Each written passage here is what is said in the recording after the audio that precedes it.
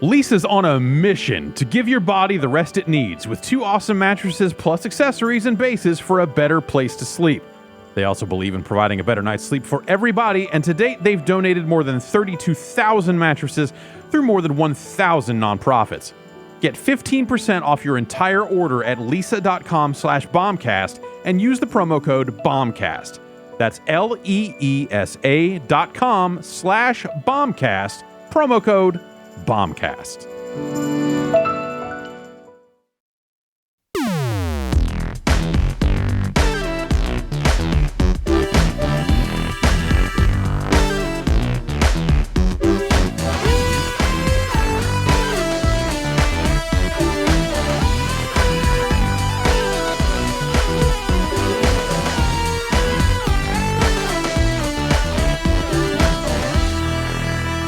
Hey, hi, it's November the 19th. It's Tuesday, it's 2019, it's Giant Bombcast. Hello. Hi. Hi. What's up? Hey.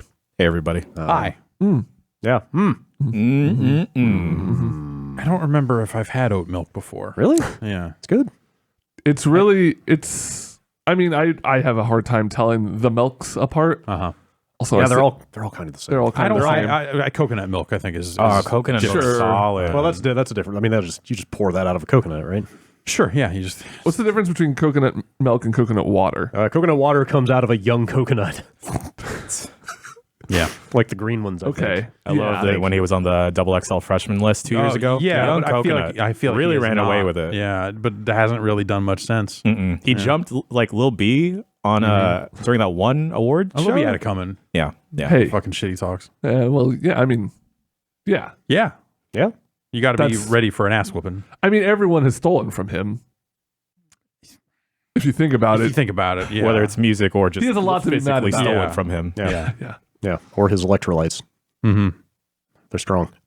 It's the last Tuesday Of the rest Of of, the your year. life. for. shit. I'd started to say it was the last Tuesday before like the Black Friday cutoff, but that's actually next Tuesday. But it's the last Tuesday before the week of Thanksgiving. Right. That's what I've got. Wow. That's It's I have kind of so much to do then. kind of the last big release Tuesday of the year. This is kind of it for the year. Yeah. There's some well, whatever. there are Phoenix games. Point. There's Like, stuff. yeah, but like that is No what More the- Heroes 3? Wait, what? I think that comes out in December. No way. That can't be right. There's something in December I was looking forward I mean, there to. are games. Like, yeah, Yeah. like Christmas? that statement has the big asterisk that there are still games coming. right. Right. But none of them are like- good or important. Jeez. Exactly. Yeah. I mean, we've played all By of them. our standards, of course. Oh yeah. Hang on. Now I need to scroll down and see. What there's one marquee release. Let's see. I'm searching the word heroes. Let's see. Super Dragon Ball Heroes World Mission. That's that the one. that came out. Yep. Travis touchdown. The Legend of Super Heroes. Saiyan. Trails of Cold Steel 2. That's That's I think fake. it's yeah. Ready Set Heroes. Braz is coming up with these off the dome. Different thing. Travis Strikes Again. No More Heroes Complete Edition. That's a different thing. Maybe that's what I was Yeah, that's saw. what you're That's thinking. it. All right. No more. No heroes. more heroes. No Yeah. more heroes Right. this year. Damn. Um, The sequel to that game should have just been called there's heroes now. More heroes. No more heroes 2, more heroes. It goes no more heroes, some heroes, and then more heroes. Okay. Is the last. And then there's another 4 is a prequel, and it's there used to be heroes. What about like you are the hero and you create a character? Travis Touchdown's like your mentor. He's like, I used to be somebody, but Yeah. now it's you. You play it, you hang out with Gene the cat, Sit on this toilet. sit on the toilet, to do what? Save your game. Oh, okay. Okay. Okay. Just eyeballing the list here Mm-hmm. after today. Things that catch my eye. Uh-huh. Halo Reach is coming to the Master Chief Collection. yeah. And the Master Chief Collection is coming to PC. Yeah, and that. Let's see. Phoenix Point is coming out still. Darksiders Genesis. MechWarrior 5. Okay. Wadham. Wadham. Maybe a Brain Age Nintendo Switch training. Nah, I think that's out in the UK, This- but not out here until... Were you looking at a retail site? Because it has not formally been announced for the US at all. Okay. Breaking news. All right. It's Well, coming out December Table- 2018. table that one. Anyway, like I just wanted to throw those out there because it's not like every game that's out or coming out is out today. But Right.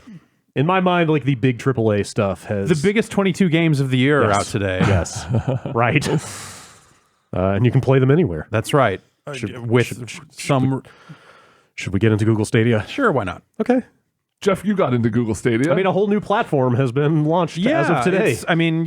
Yes, it is a. According to our database. According to our database, It's console platform. exclusive? It has one game that you can't get anywhere else. It has its own controller. Yeah, Which is better than I expected. not great, but better Oh, you don't- than okay. yeah. It's you like spend a lot more time. very fine. average. I mean, it's I'd not. say. I wouldn't take it over a DualShock 4 or an Xbox One controller, but it is. It doesn't. It's not like, oh, this is some bootleg. Yeah, no, Mad Hatters. you don't touch it and go like, this is trash. Yeah, You it's just touch it got and go a- like, oh, you could play games on this. I got a- would rather not, but sure. It's got a pretty solid feel to it. yeah. I don't like the D-pad. The D-pad's not great. So Google Stadia is a streaming service for playing video games. Okay. Go on. They Like First, Is hang it on. like This is the Netflix? first I'm hearing of this. Give me the full rundown. okay. The internet is okay.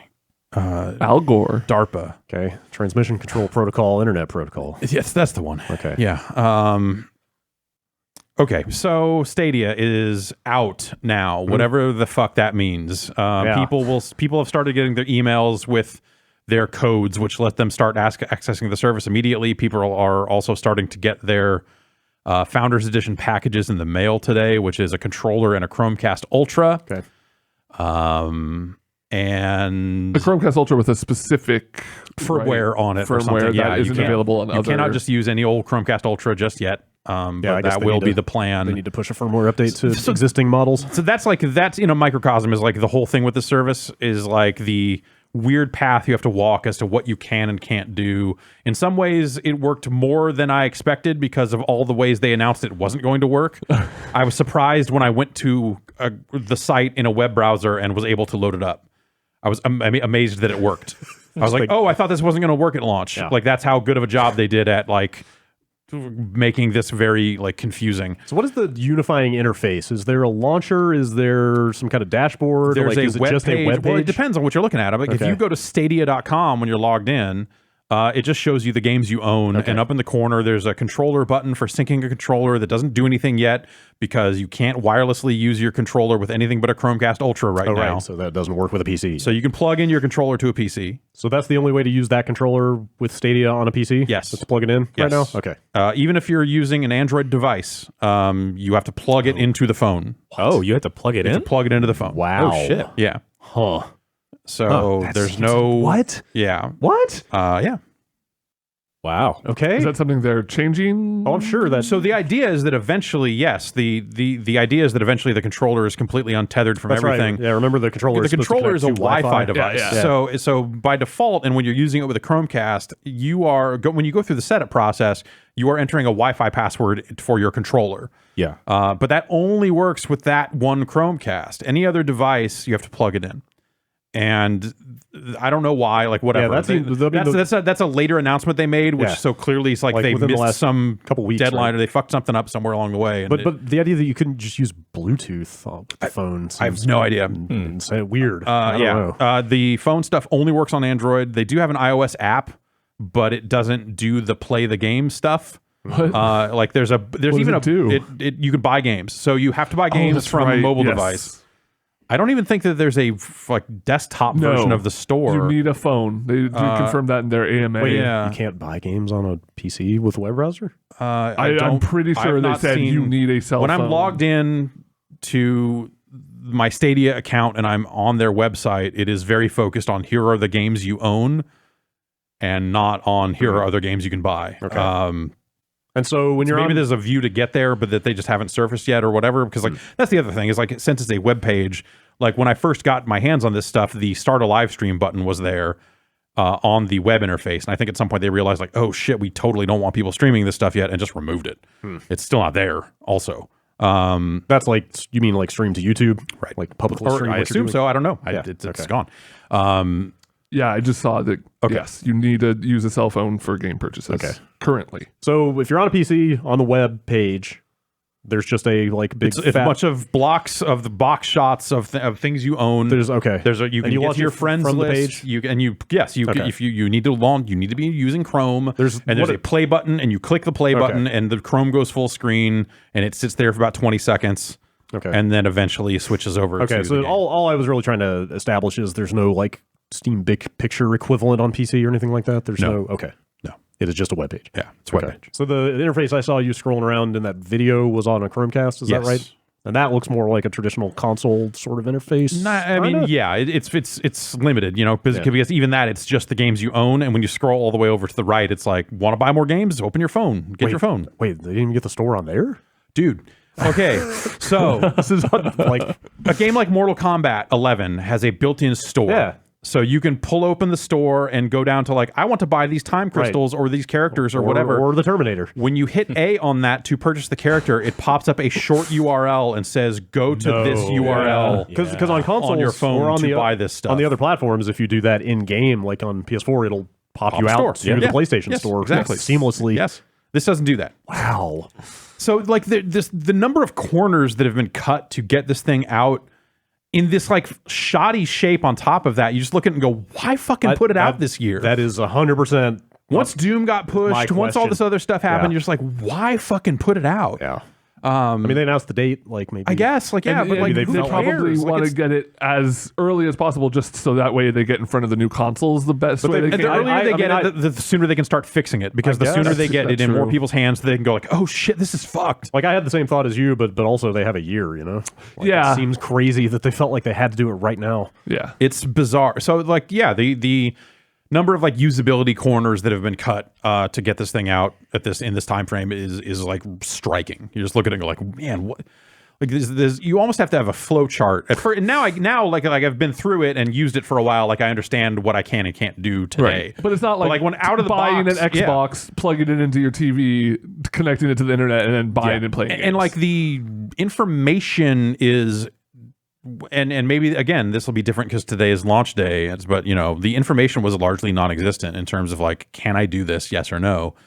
And if not, when? Is this something I will be able to do? Will I be able to play games on iOS? Like, presumably, yes. I assume they probably have written that somewhere.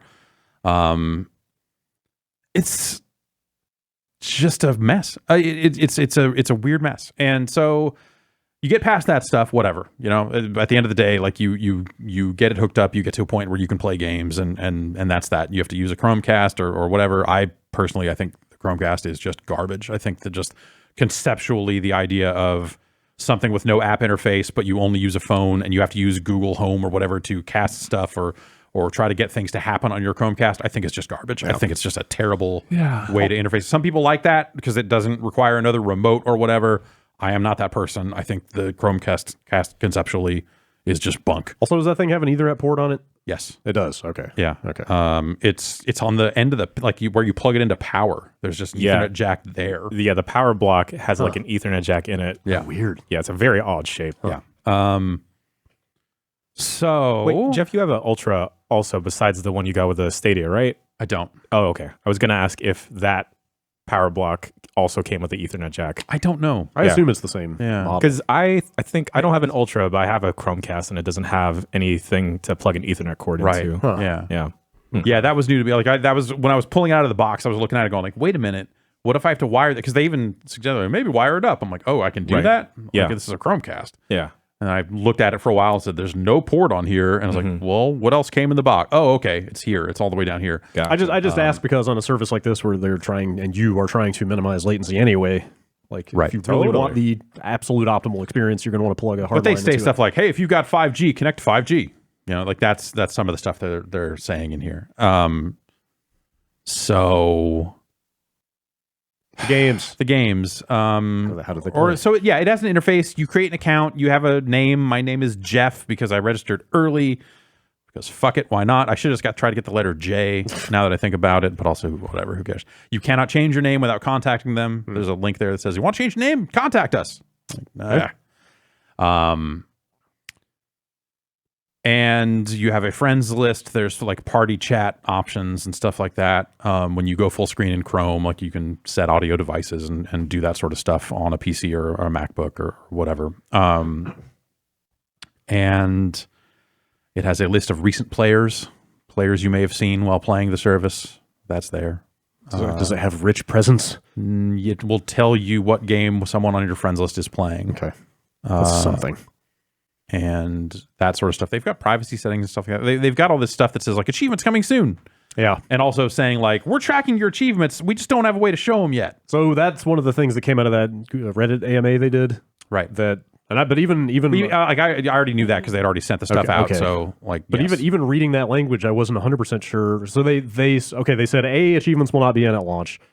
B, we will be tracking them even though you can't see them and you will get them retroactively. Yeah. But I wasn't even clear if that starts right now or if that starts later and then they come even after that. I don't know. I don't. I don't know.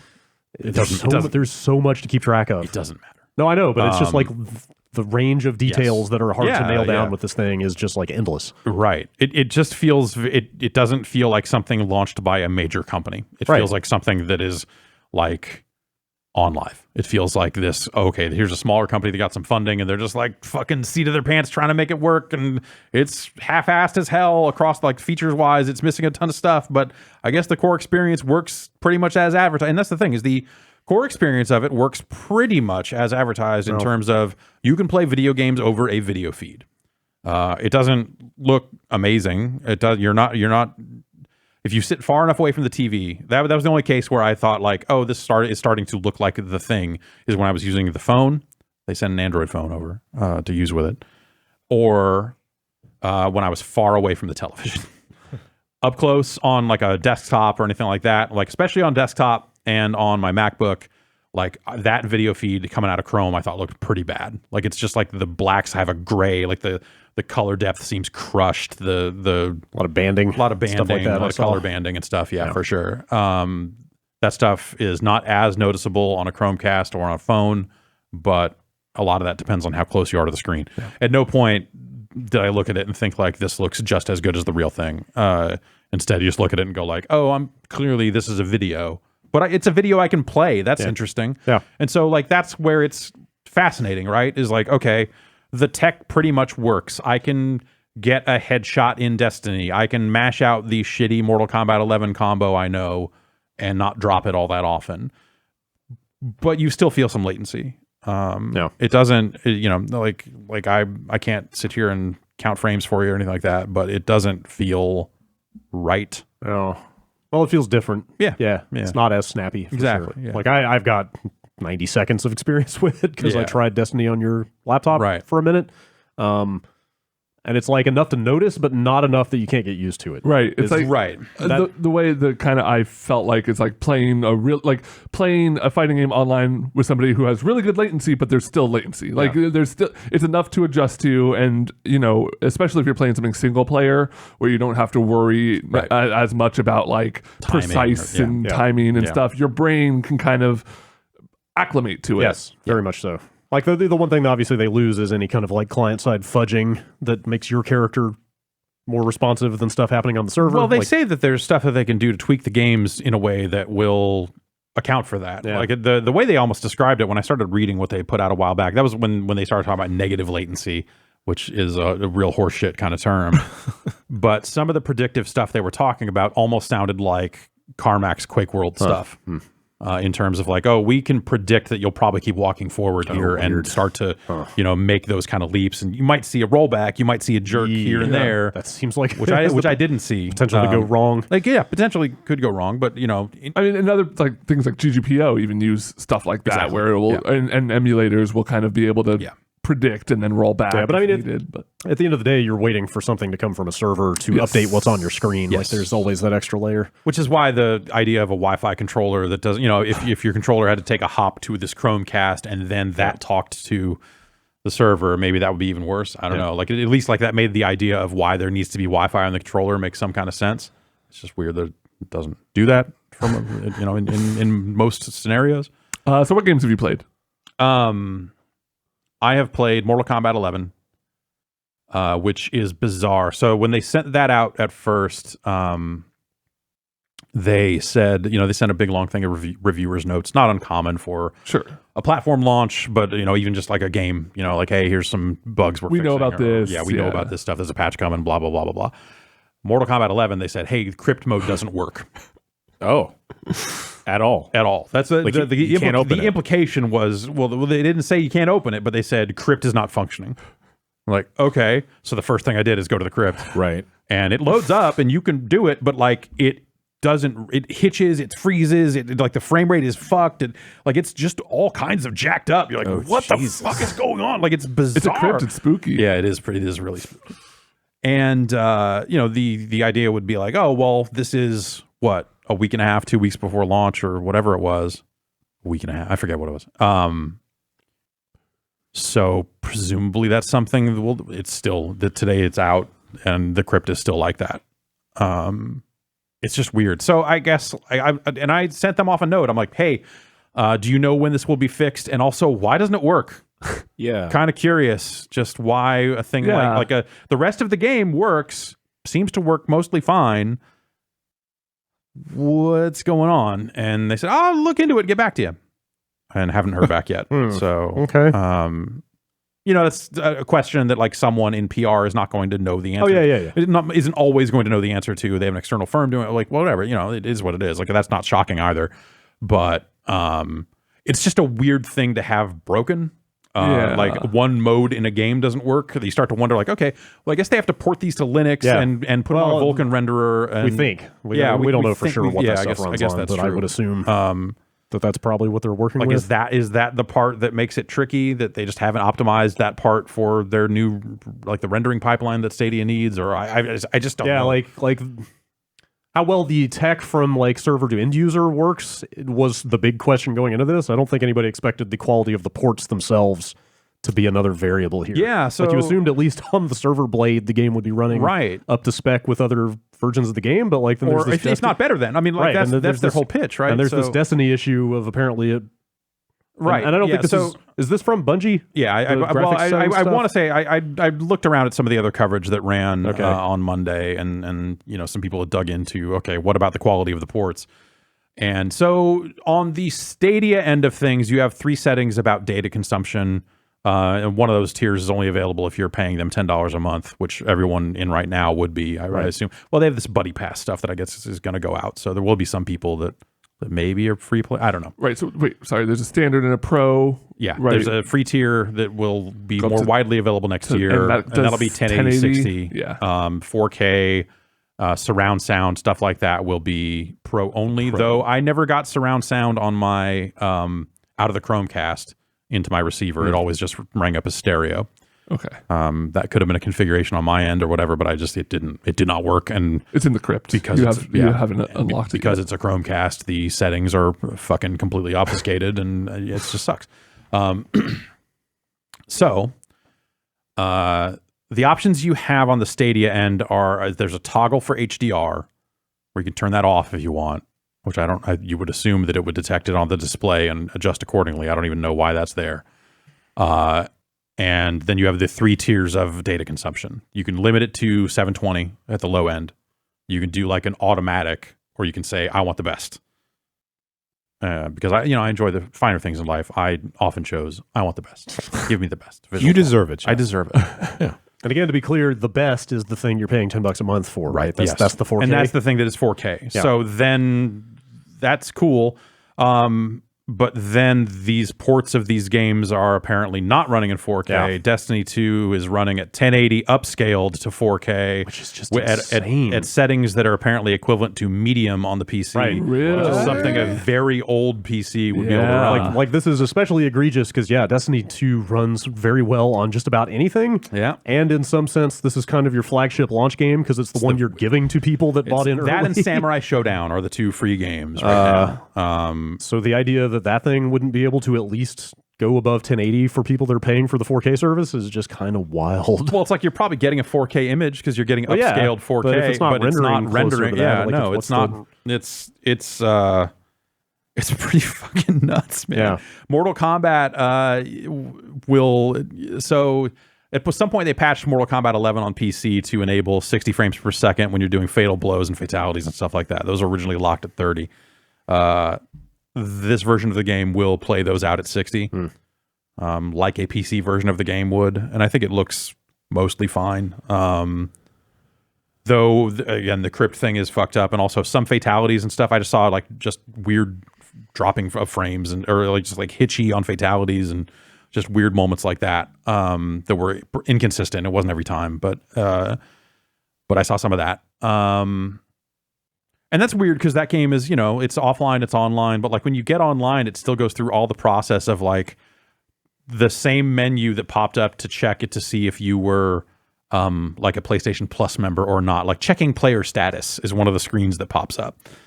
And eventually you get to that same online menu. You can go into all the same lobbies and all the other stuff, and you still search for matches the same way. And it's just, it still responds with like when you match up with another player, it shows like, okay, you connected to this person. It's like, you're both wired. Like, yeah, no shit. I mean, we might not be, but really, I guess on the Stadia backend, maybe it doesn't matter. It's just you might be in the same data center. You might both be running on instances in the same building. So it's a lot of strange stuff like that where these ports don't feel like they have been fully converted over for Stadia. Yeah. They feel like PC ports with the video options stripped out. Right. Like you still have gamma, but you don't have resolution. You still have like the some minor settings along those lines that you can adjust in a video menu. But like in Mortal Kombat 11's case, like the top half it's just empty. Which of course, why you wouldn't. They're locking. Ideally, it's all running at the maximum possible, beyond even what a PC could do, but it's not that. And I think that's been the. I think Mortal Kombat and Destiny were the two bigger games that I was able to try pre-release, at length anyway. And we can talk about Red Dead in a minute. And that is the only explanation I can think of, is that those games, correct me if I'm wrong, are like the only commercial PC releases for those games are for Windows, right? As far as I know, like they never did like. I don't think they. There's not a ton Steam of box versions, Steambox Linux. There's no Linux port of MK11 or anything like that. I don't think so. Yeah. So maybe they had to do a lot of new work to get it up and running. Like the Sony stuff is like GL based, right? It's like not quite Vulkan. Or they use their own proprietary. Their GNM is the name of their graphics library. I was going to say maybe there's some work that they can take from that, but I don't know. I doubt it. Q-Loke's name is on Mortal Kombat 11, and they did the PC port of that game. So. For whatever that's worth. So those are the two, Destiny and MK11 are the two kind of bigger games that I was able to check out. Like Just Dance 2020 is on the service. It seems to work fine. You have to, though you brought up when we recorded that video that if you were playing that on your phone for some reason, you need to use a phone as a controller. Yeah. So you would need two phones. Okay. That is kind of a strange inclusion. I got two phones, one for the Stadia, one for the dance. Okay. Damn. Yeah. What's the name of the exclusive? Gylt. GYLT. You play any more of that? No. It's just not. It's Tequila Works' new game. It's you're a girl looking for your missing cousin who is getting bullied and has to run away, and it's spooky and. Like, was it kind of third-person puzzle? Yeah. It seemed like it kind of thing. We played it for the first time in the video and crouched under stuff and ran around. It just didn't do anything at all for me. Seems like a good game for the platform, though. Which is like slow moving. Like not a lot of not like Kind seems like an even better game for the platform. That kind of puzzle game, like take a turn type stuff. But Gylt is eventually supposed to come out on PC, right? I'm not sure. We looked it up and didn't see anything that indicated that, but I wouldn't be surprised if it eventually did come elsewhere. I would. Let's see. And then what else? Red Dead's out. Red Dead. So I did not play a ton of Red Dead because it's Red Dead.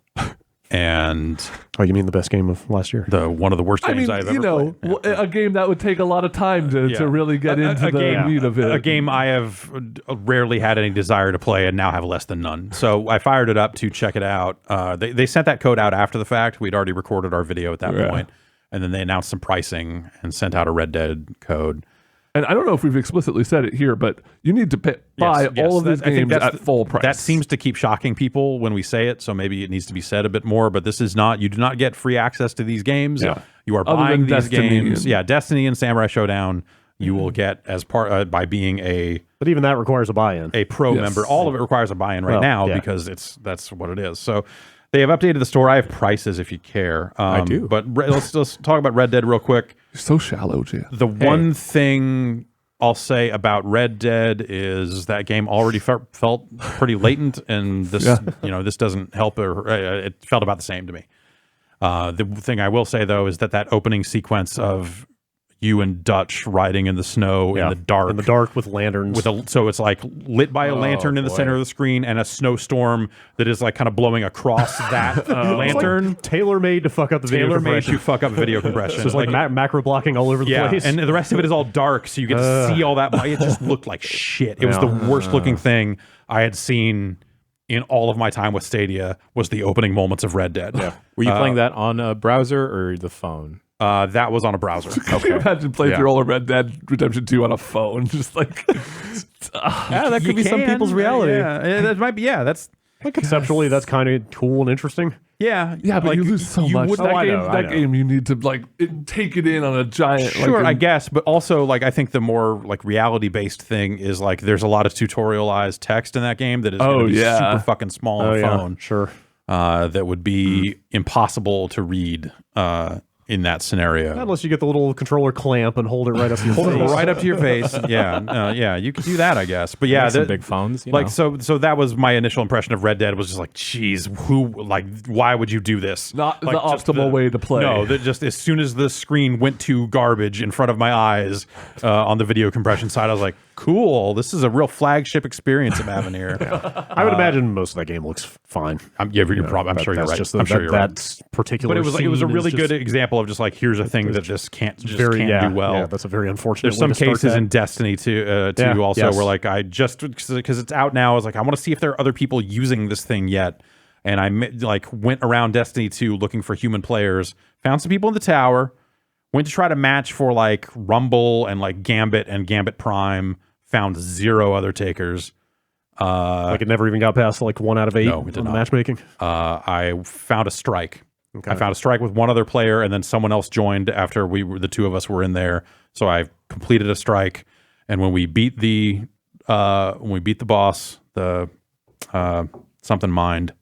Like any Destiny boss, it's something mind. Yes, it's the one with the drills. You're launching through the drills. Yes, Anyway, we got to the end of that, and after you beat the boss, the floor drops out and you fall. Right. And like that whole process of the floor glowing and disappearing and the enemy exploding and all that stuff happening all at once, just chunk, frame rate went to garbage. The video went to garbage. Like all of it just started looking real terrible. So went to Samurai Showdown to try to find people playing that online because that's the other free game. Didn't find anyone. It's launch day, so maybe people aren't ready to jump online. People aren't home from work yet. But it's hard to find games from that on PlayStation. Exactly. So right now, that just seems like kind of a weird one. So it's not out on PC yet. Like there was some weird. I want to say there was some weirdness last week around.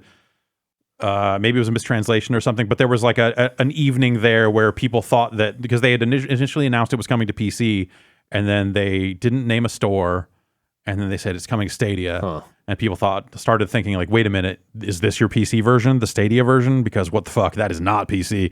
And then they reconfirmed it, saying no, we're bringing it to PC. It's all TBD, like no date, no nothing. So they will apparently bring that locally, natively to PC at some point in the future. Game store.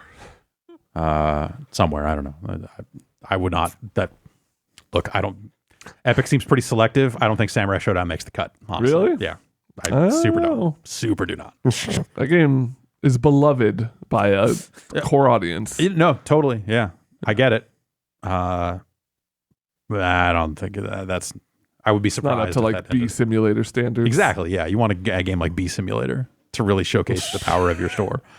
We should mention we read off the list of 12 launch games last week. Since that time, they have added another 10. Sunday night. They sent Sunday night, like 6 o'clock. For a Monday launch. Yeah, no, for a Monday morning embargo. For a Monday embargo, sure. But oh wow, so like 12 hours before the embargo. 12 hours before the embargo, and 30-ish hours before the thing was supposed to be available to people. They like added 10 more games for launch day. Available right now. So there are 22 games available now. Right, originally it was supposed to be 12. Here are the games they've added since last week. Attack on Titan 2 Final Battle.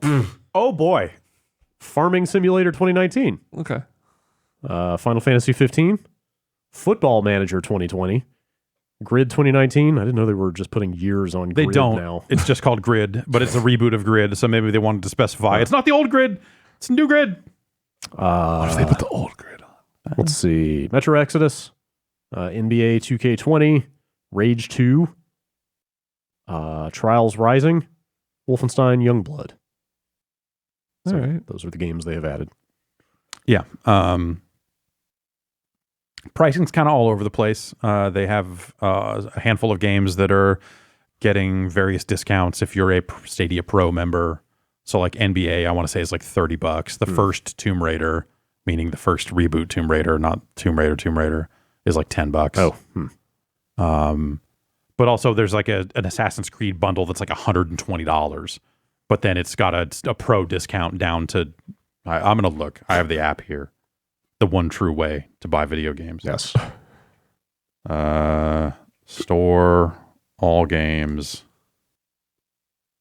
Yeah. Okay, so normally Assassin's Creed Odyssey Stadia Ultimate Edition is $120, but you can get it for just $60. Wow. What a deal. Right? They've got like 4 versions of Red Dead they're selling with a variety of bundles. Stuff, yeah. There's 2 MK11s because one comes with a season pass. There's 2 versions of Trials Rising. That gets kind of dicey for something like using like the more expensive Red Dead bundles as an example. I think a lot of the stuff you get is Red Dead Online oriented. Yep. And not knowing what the size of the community for Red Dead Online is going to be on the service. Right. Yeah, like right. How can you make an informed purchasing decision there? Yeah, they got 3 versions of NBA 2K20. I feel like they don't want you to make an informed purchase. Yeah. It's not great. Yeah. Stadia's not great. It feels like it's like conceptually hard to recommend. Like I think even if you just walk through it on paper and go like, okay, this is a separate ecosystem where it's going to have separate people in all the online games. The idea of playing with your friends is only a possibility if both of you are fucking all in on Stadia, which it's just hard to imagine anyone being in that bucket right now. It's a lot of leaps of faith, I guess, in that case. Like, yeah, just like you said with the higher tier versions of Red Dead and playing Red Dead Online on Stadia, or like buying the character pack in Mortal Kombat, right? Like that's a game that lives or buying dies. Mortal Kombat. Yeah. Well, I mean, I could understand if you and your roommate want to play a bunch of Mortal Kombat, or like you want to play the story mode. That game has a good enough story mode. So there's one. Well, yeah, I guess story mode's one thing. I was gonna say there's one scenario that I haven't tested and I don't actually know the answer to, and that's like you and your roommate want to play a video game. Can you? Like, what's the local multiplayer experience? I would assume if you're using a Chromecast, you need a second Stadia controller, but I don't know if that's even possible. I assume you could plug 2 controllers into a PC and do it that way. But I wonder if you would even be able to use a phone in that situation. At that point, why are you just playing the PC version? Well, because it's in theory, the idea is that you don't own a PC. Right. You know, like the ideal customer for this is someone who doesn't own any other video games, yet somehow wants to play them, but refuses to make the investment in a console or a PC. Which, like, we were talking about possibilities, and it's like, maybe people who move around a lot, like people in the military or travel, something. yeah, like there's, there are people that this is a solution for. It just seems that the solution itself isn't what it could be. Totally half-baked from the like. If this thing just came out, say, 6 or 8 months from now, it could be a completely different story. But maybe, yeah. It just feels like they have just felt some compulsion to make sure it came out in 2019 for some reason. Yeah, I don't get it. Like they have put this out in a way that makes it look bad. Yeah. Like there is a day where they have sewn up some of this. They've cleaned up some of the edges. They've sanded it down a little bit here and there. The crypt works. And they launch it, and you're just like, okay, it's not for me, but fine. It works. Instead, what they've got is this thing that just like day one, people are like, well, I'm walking away from this. Like I was only barely interested in it to begin with. And then you told me it runs as well as Destiny 2 on Medium in your powerful cloud backbone. It's like it's a bad ad for their cloud services. Yeah, and these are supposed to be your evangelists, right? These are your founders. These are the people who are like, I'm all in. I'm going to pay $120. I'm going to like hit the ground running with it. Yeah. And it's just like, and then you get into the like when you really start thinking about it, like once I got past the part of like, oh, this is cool that I can play this in a browser, and really started thinking about it, it was like, the load times in this are just as much as my PC. Like the idea that this is running on some powerful hardware that I could never afford and certainly wouldn't be able to run games on, even if I could, it's not real. It doesn't work that way. And so I think I went in expecting like, okay, well this is going to be really fast startup, or maybe it's going to do something better about like suspending your game. Like, okay, just save my state, and when I come back to this game, boom, it's there, and you have to just like spin it back up, and it's right there, really fast. I feel like the startup times are longer than I thought they would be. In-game load times are pretty much, the ones I did try to like A/B test a little bit between my PC, which has an SSD in it. It was roughly on par with an SSD, which is still better than a console and all that other stuff. But isn't this supposed to be crazy future technology? Isn't this supposed to be something that like is even better than what you can get on PC and consoles? Like in every step, every comparable point, it is worse. Other than I can play it on my phone, and maybe I could play it in a hotel room without having to lug anything around. Like other than those specific like use cases, the experience is markedly worse, not better. Like the pitch is faulty at the core. I think that's the biggest problem with it. The only other advantage I see there is just not ever having to deal with downloading and patching things. Like that is kind of appealing. Yeah, like it's in no way worth the trade-offs to me. But like the idea, especially on platforms that don't handle that process very well. Well, hopefully, you'll never see that. You'll never sit there watching a percentage meter on a patch you're waiting to download. I'm trying to think if there are any games that will have consistent updates in a patch format, like a live game like Destiny. Presumably, they've got to a point where they can roll things out across the board, and the Halloween event ended on schedule, and like all that other stuff. Your characters are in sync. It's your same Destiny character that goes from place to place. But like MK11, for example, like when they launched that game, the PC and Switch versions were way behind on patches. It took them a while to ramp up and get in sync. Like, will the Stadia version be in sync? Yeah. Will there be enough players on Stadia for them to care to keep it in sync? Or will they just go like, oh, we'll get to it? And I don't mean to like pick on MK11 in that specific case, though their Switch port was fucked at launch. Yeah. And the PC version was not great either at launch. It's fine now. But like across the board, like, our developer is going to allocate the resources to make sure that this Stadia version is in step with the other versions. Or are you going to buy it on Stadia, hear about these updates that other players are getting, and go like, well, I'll get them eventually. Like, I just don't know. Yeah. And when I look at what Stadia is and like the potential excitement there would be around it, I look at it and go like, yeah, I would not patch this the same time as the other versions. If I had to make calls like that and had real resources to deal with, that would be the one I'd be like, we'll get to it.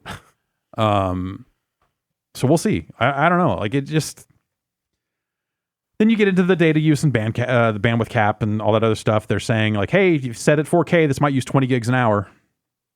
Wow. Huh.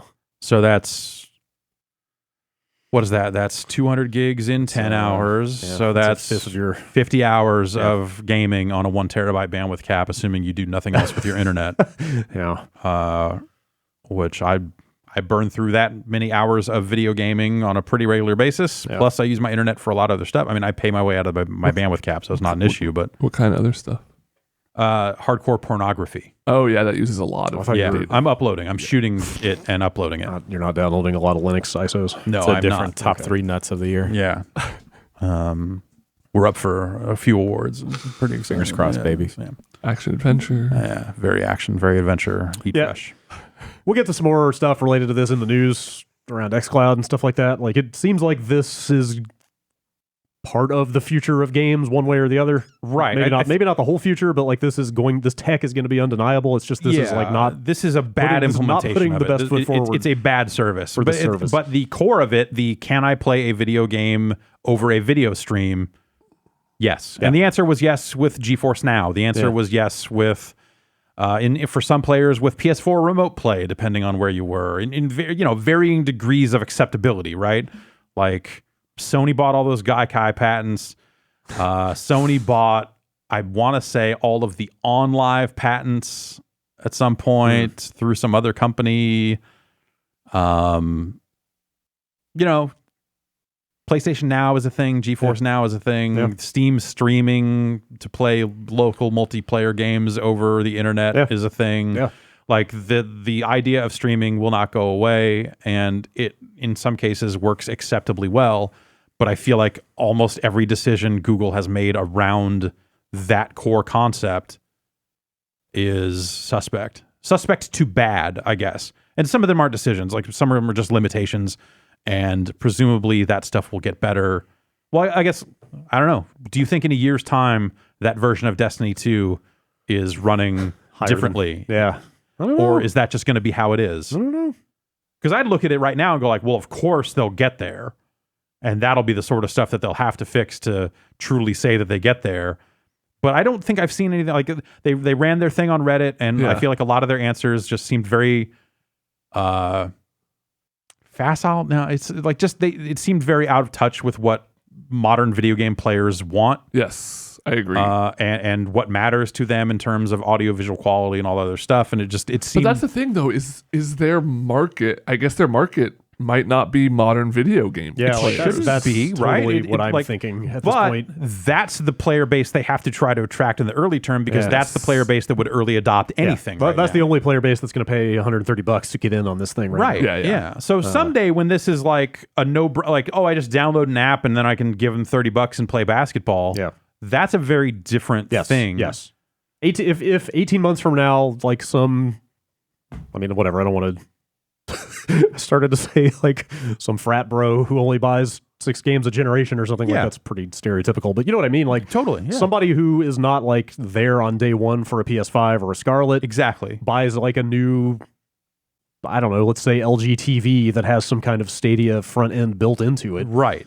And it's just like, oh, what do you mean I can play GTA 6 without buying a PlayStation 5? All I have to do is buy the game from you? Like, oh, exactly. Sure. Yeah. You know, like that seems that's like the long-term scenario. Yeah. And that's, if I was internally at Google right now, like facing like the reviews and you know, the people that haven't gotten their codes yet, like the amount of people that are pissed off or just like disappointed in the service right now. The gifts of the guy hitting the jump button and then the character jumping a half second later. I would look at that and go like, hey, this is day one. Like, you know, we're not in it for fucking day one. You know, like they had to have known that this was not going to be an especially pleasing service on day one, but they got to start somewhere, I guess. Yeah.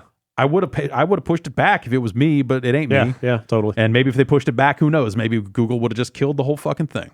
Maybe like, Google doesn't do stuff We got to get it out there before someone pulls the plug, before someone notices what we're doing. Before the AI that's running this company, but like they're trying to build studios, they're trying to hire people for all these positions and build games and all this other stuff, and you know they've got to be looking at this as like, okay, right now it's like this, but when we get to this point, when we get to 5G penetration in a meaningful way, to where mobile is maybe a different story, maybe that tips things on bandwidth caps a little bit. Like maybe they get to a point where that's a meaningful service. I think that'll be the big one. I think like better mobile experience all around is like they're really, I feel like that's the easiest way to sell the play anywhere thing, right? It's like you point to a phone, you're like, you have this with you wherever you are. Now you play every video game ever on it. The catch though is that by the time they button up those edges and get to a point where that might be a reality, there will be at least one more player in this space, if not several. Yes. Like Microsoft is running its xCloud beta. Like they added a bunch of additional games to that. I managed to get into that beta, and it works really well.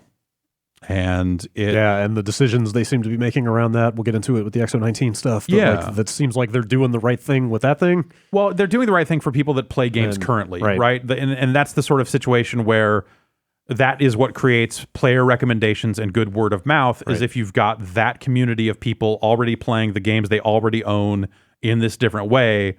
I think it's a lot easier for those players to go like, oh, don't get Stadia. Like no matter what Google does in a year, unless they go and acquire a bunch of studios or do a bunch of different ecosystem shit to offer players more choice, everything that Microsoft has said about choice around their offering, you just look at it and go, do this.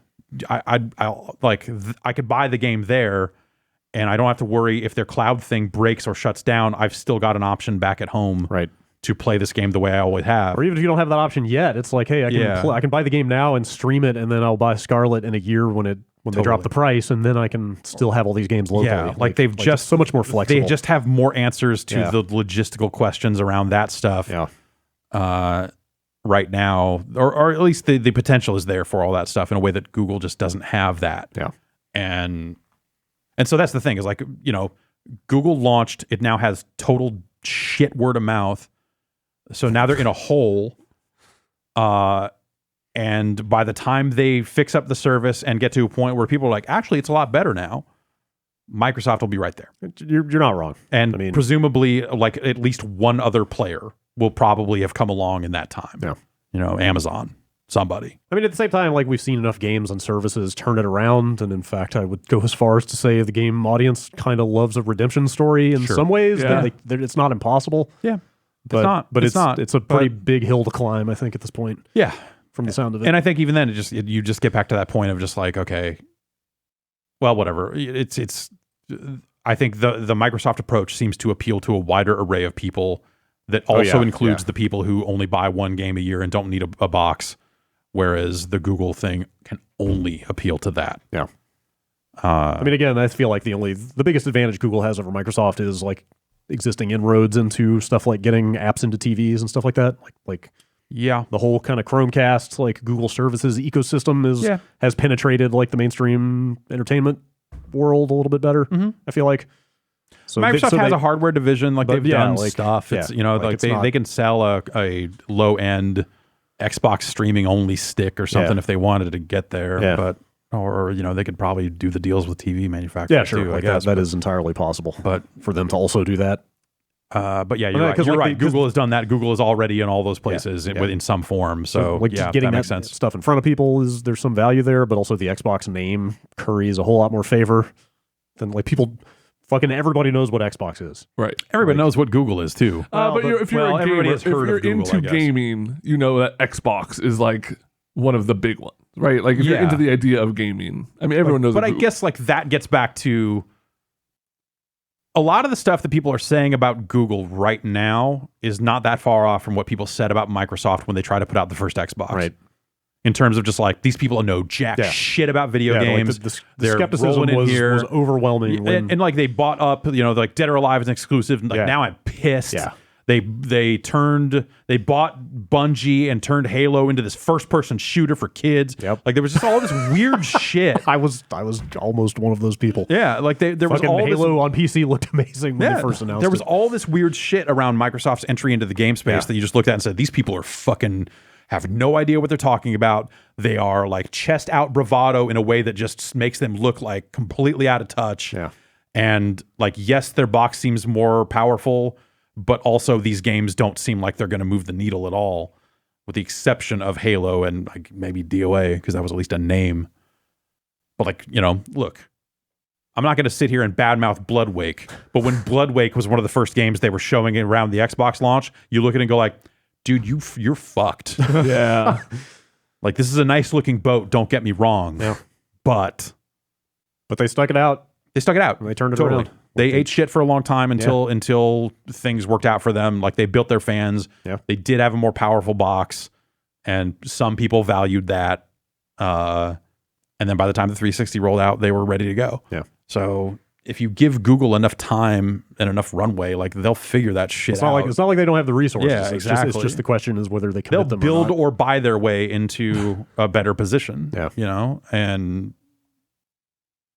that'll be interesting to watch if nothing else. But like I still just look at it like right now, right here, day one, and it's like this didn't need to happen. Like it just seems bizarre. Or like without all the full story, right? Maybe there's some internal thing like if we don't launch this year, we're not going to launch at all, like I said. But looking at it right now, he's like these are like self-inflicted wounds. Like, you didn't need to do this. Yeah. But at least don't call it an official launch. Like I don't know, like a beta. Like Gmail was in beta for like fucking 7 years or something, right? Or however long it was. Like you could, but that's basically what it is. Mm-hmm. Yeah, and like $130 is not an impulse purchase. Like that's not insignificant as a buy-in to ask of people. So for what they're getting for that money, it's right. Especially when they open pre-orders, like the stuff that the information they had at that time when they said like you better rush and get one. Like no. I ended up canceling mine. Yeah, I mean because they sent one. I don't need two, but also I don't need one. Damn. Because I think if I wanted the convenience aspect of it, I would just play it on a PC. Yeah. And not a Chromecast. So like I don't want a Chromecast. Yeah. Seems like something that we will definitely need to keep an eye on for the foreseeable future, but it's got a ways to go. That's what they said about VR. Well, we'll get into that too. Man, there's a lot to talk about this week. Yeah. Why don't we take our break real quick before we dive into just a giant bucket of topics here? They're overflowing. Out of this topic bucket. I think by law we cannot have a topic bucket. That is trademark copyright. Okay. Next you're going to call us lords of some kind, and we're going to end up getting sued. How about like a trough? Sued. Topic trough. I like it. Okay. About a stack of subjects. Dig in face first to the topic trough. Right. Got games out. There's games getting announced. There's all kinds of stuff happening. We will come right back and talk about it.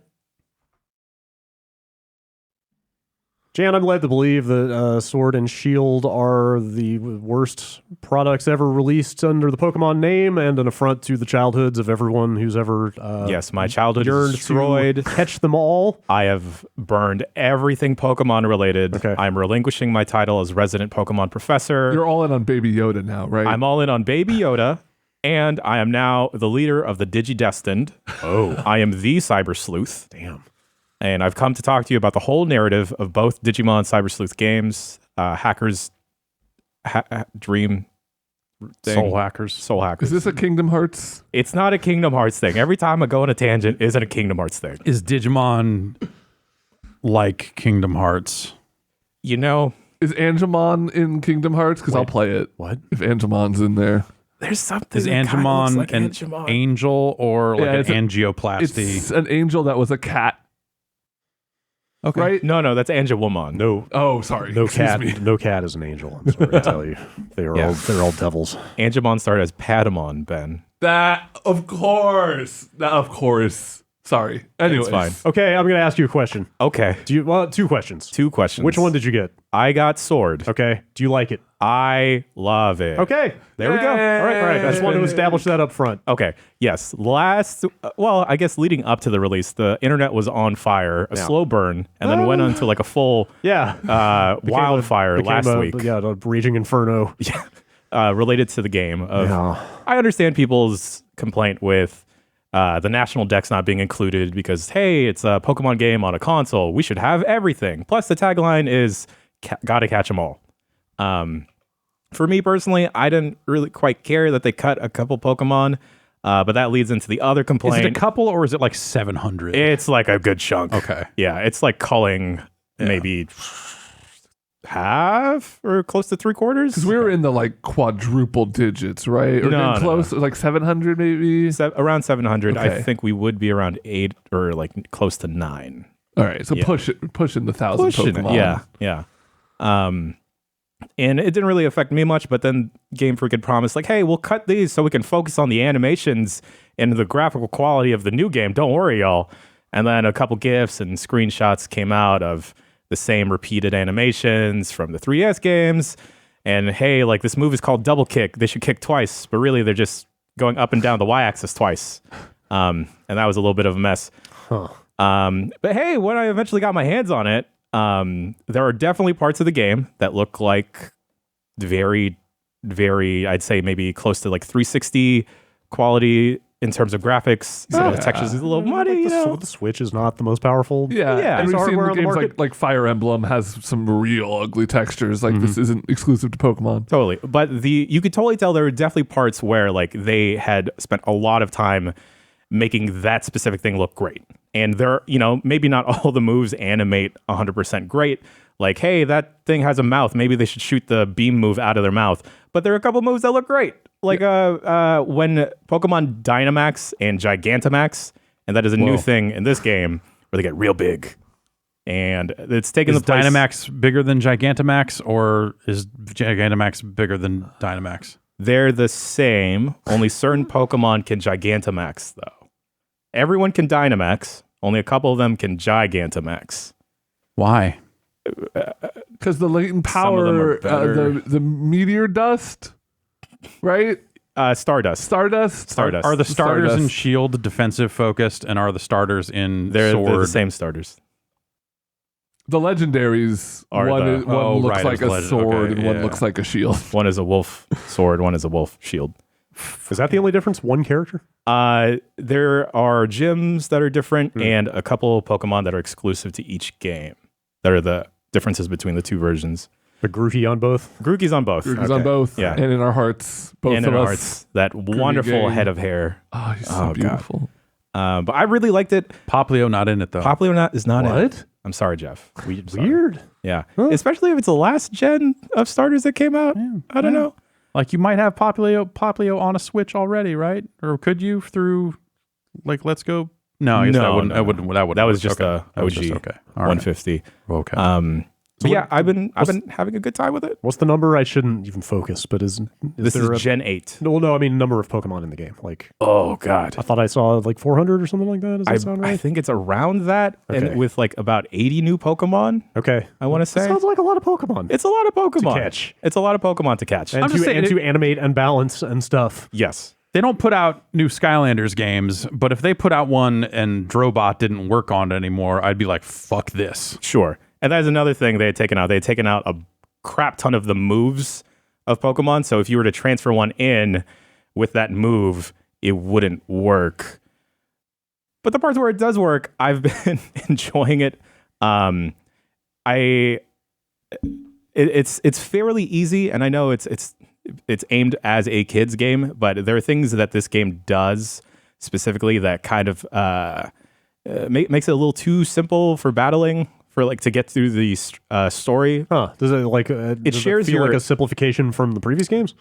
In terms of XP sharing with your party, so now everyone will get experience from every single encounter, whether it's Yeah. catching, battling. Sounds good to me. Yeah. It's good in theory, and I like the change in theory, but the problem is they don't really adjust the difficulty of the gyms to Yeah. compensate for it. Yes. It's funny because I would have more trouble with random trainer encounters with other NPCs rather than actual gym leaders. With the NPCs, they're going to have a wider variety of Pokemon rather than gyms, which are all themed. But yeah, with the XP sharing, you wind up over leveling very, very fast. That to compensate for that, I'd have to juggle separate teams. So my main team wouldn't be super overpowered by the time I reach a gym or whatever. And I know it's like, hey, it gets rid of grinding and everything, but at the same time, I'm kind of speeding through it too much where I didn't expect for a bunch of my Pokemon to already be evolved by the time I get to the second or third gym. Yeah, something that they do that's nice to kind of deal with that and help you manage those multiple teams is the fact that now you can just directly transfer to the box Yes. from your Pokedex. So that's the thing they had taken from Let's Go. Yeah. You no longer have to visit a Pokemon Center. If you want to reach someone, a Pokemon that you had just caught or one of a Pokemon you caught before, you can just go into your options menu, swap that bad boy in and everything, which is neat. The biggest thing that's new to this game is the wild area. And the wild area, I'm kind of pro and super against it in terms of the second you connect online and connect your Switch to the internet in the wild area, the performance of the game tanks. Yikes. Oh, wow. Like it runs at a decent 30, but as soon as you connect online, it goes sometimes when you see other players or it's like snowing or raining in the wild area and there's a bunch of Pokemon, you'll hit single digit frames and like the game will stall for a bit. Yikes. Oh, yeah. The wild area is this like fully 3D open space where you Social can slash. Yeah, it's kind of competitive. social. You can team up to take on Pokemon raids, which will be like you have you and three other people have one Pokemon against a Gigantamax Pokemon. They kind of range it. There's like every kind of Pokemon you can find in the game in there. All sorts of level ranges. Sounds cool. Yeah, so that part is really neat. And I almost wish they had replaced the traditional routes with just the wild area to traverse through. Yeah. Because you'll see that was probably the first time in a long time in a Pokemon game I've felt like actual like fright and terror like running through a place. Because normally you'll run into Pokemon that you're appropriately leveled for or like are their levels are terribly way under yours.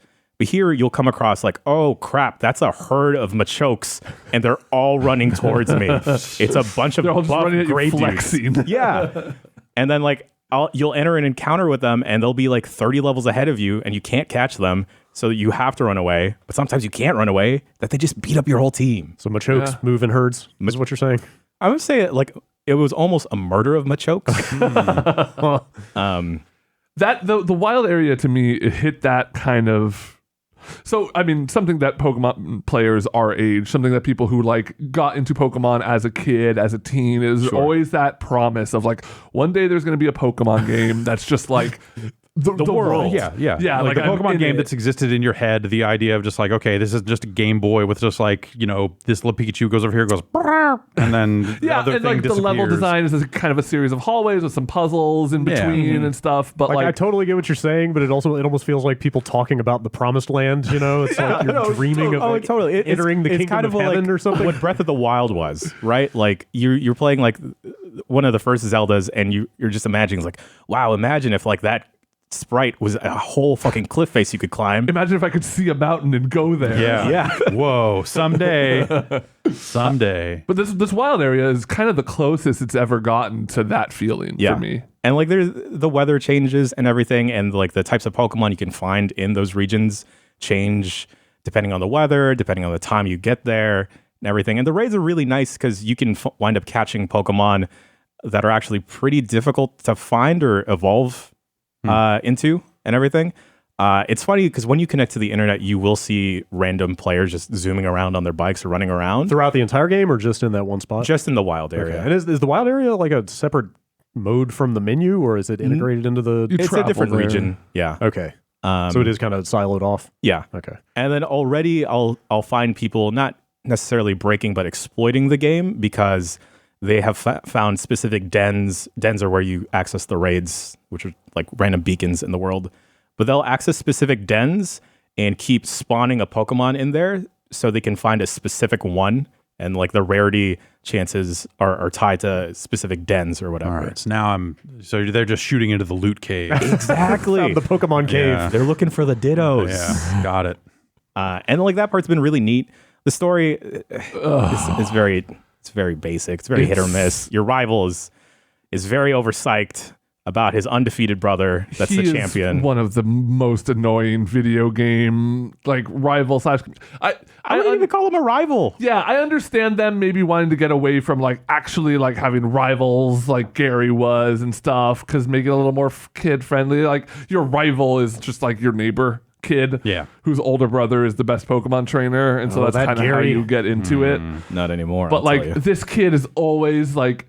He's always somehow one step ahead of you, and he's always just like, I'm so excited that we get to go do this thing. Are you excited that we get to do this thing? Are you going to do the thing with me? And you're just like, yes, I have to.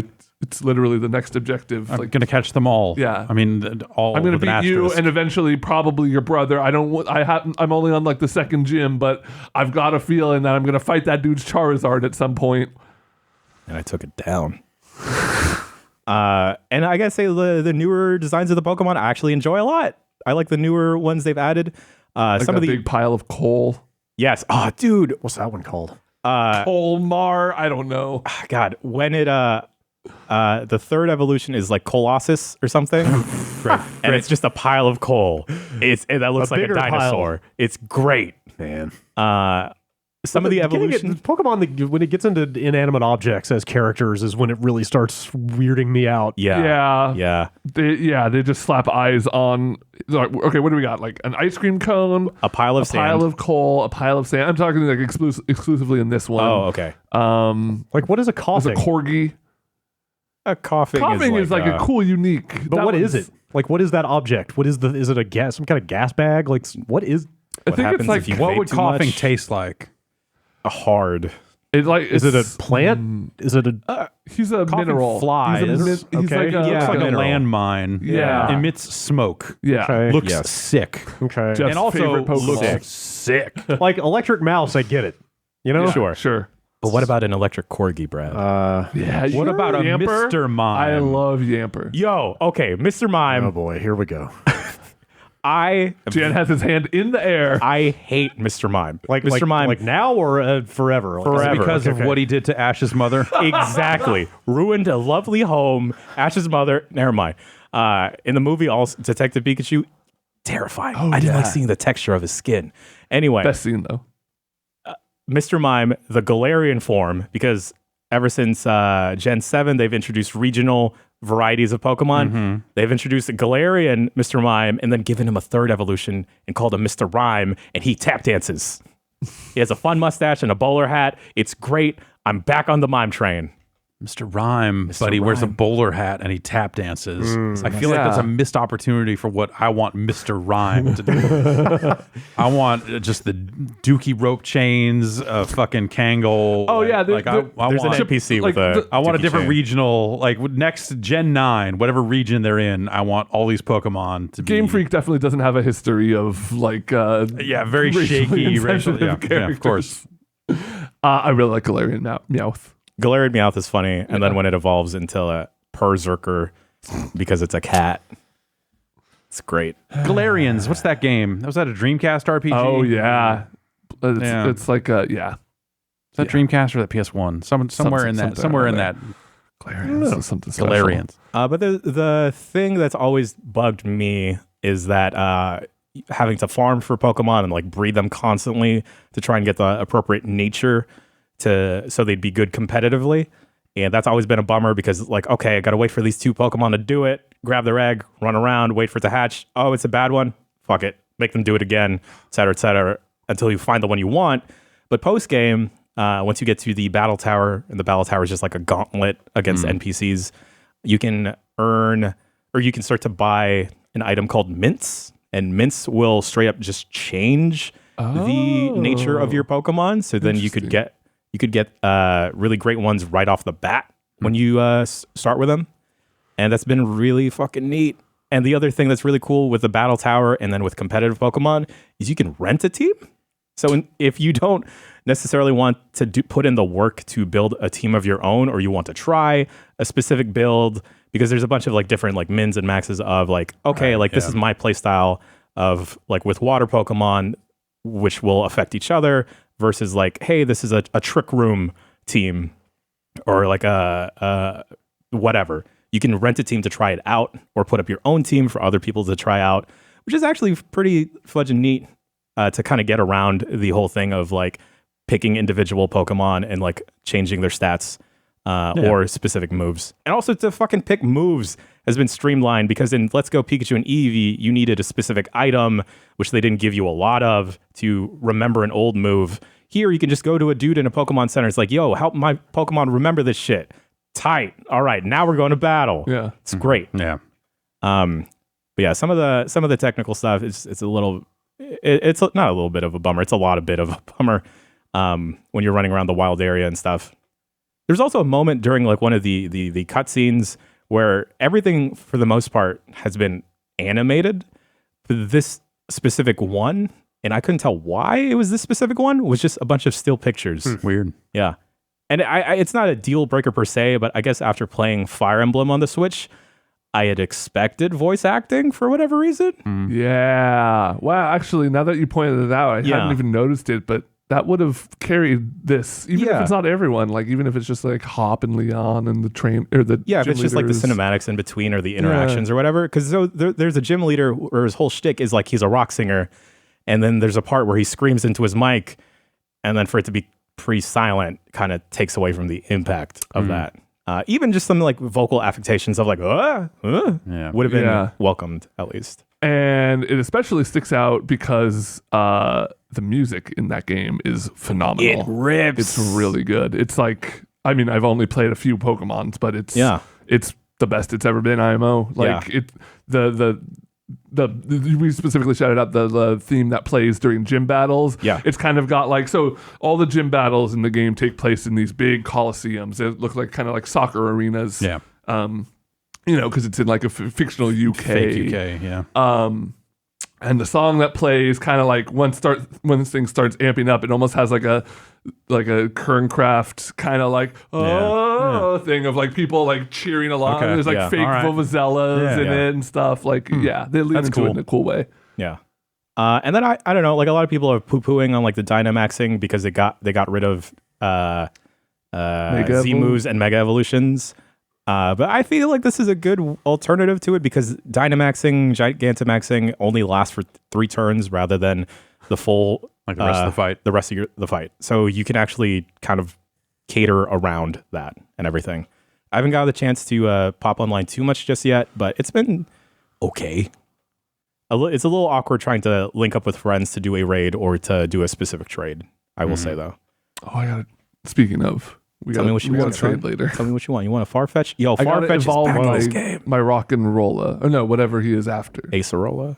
No Pokemon dealing on this podcast. That's right. I feel like you're opening your trench coat over there. Yo, I got the Poke virus if y'all want. Yeah.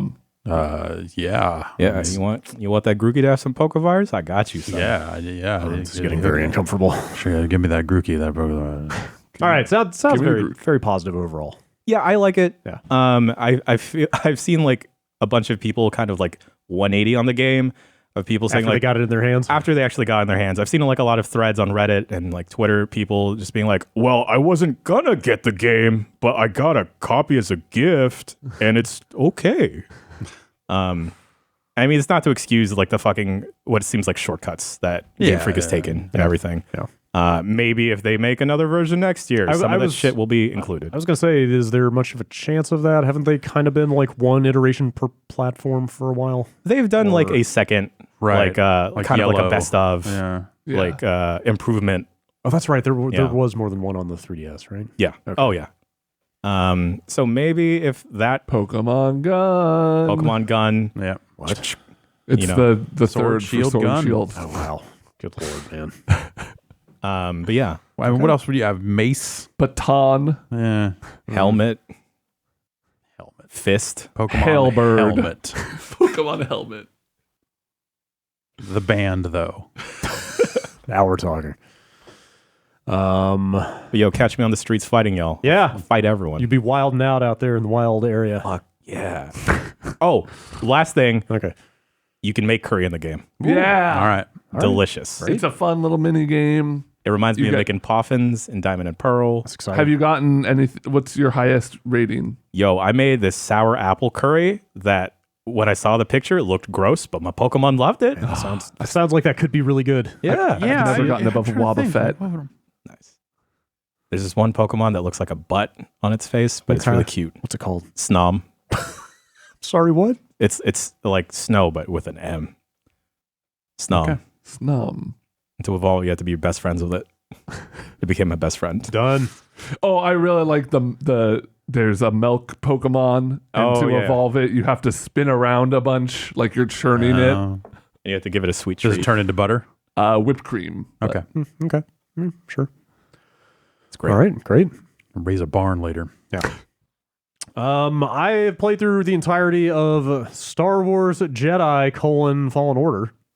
Yes. So why the order fall? Which we okay, so there's these 3 movies, right? Okay. The original ones or the new No, ones? then they made another 3 movies. Beverly Hills Cop, Beverly Hills Cop 2, and Beverly Hills Cop 3. I really like that game. I wish I had had a better experience with it. Sounds like my experience with Pokemon. Okay. Okay. It is basically what they said it was going to be back in Right. E3 when I walked into that demo at E3 expecting Star Wars Uncharted, and like there's some of that in there, but there is also like a stab at some Dark Souls style combat. And just structural stuff, it's got the like in terms of like. like there's bonfires. Yeah. There's respawning enemies and stuff like that. Yeah. It's got kind of that Metroid aspect that they talked about. Like I don't know, sometimes it feels really reductive to just use other games as shorthand. But it just makes so much sense here. Like, what that stuff is. Yeah.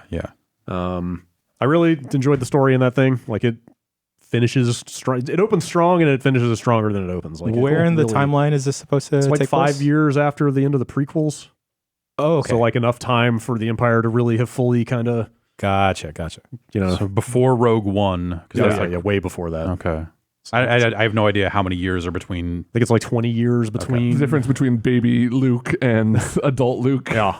And what, slightly taller Luke? Wait. Yes. Luke. Yes. No, see, that was the clone Luke, but that book, those don't count anymore. Anyway,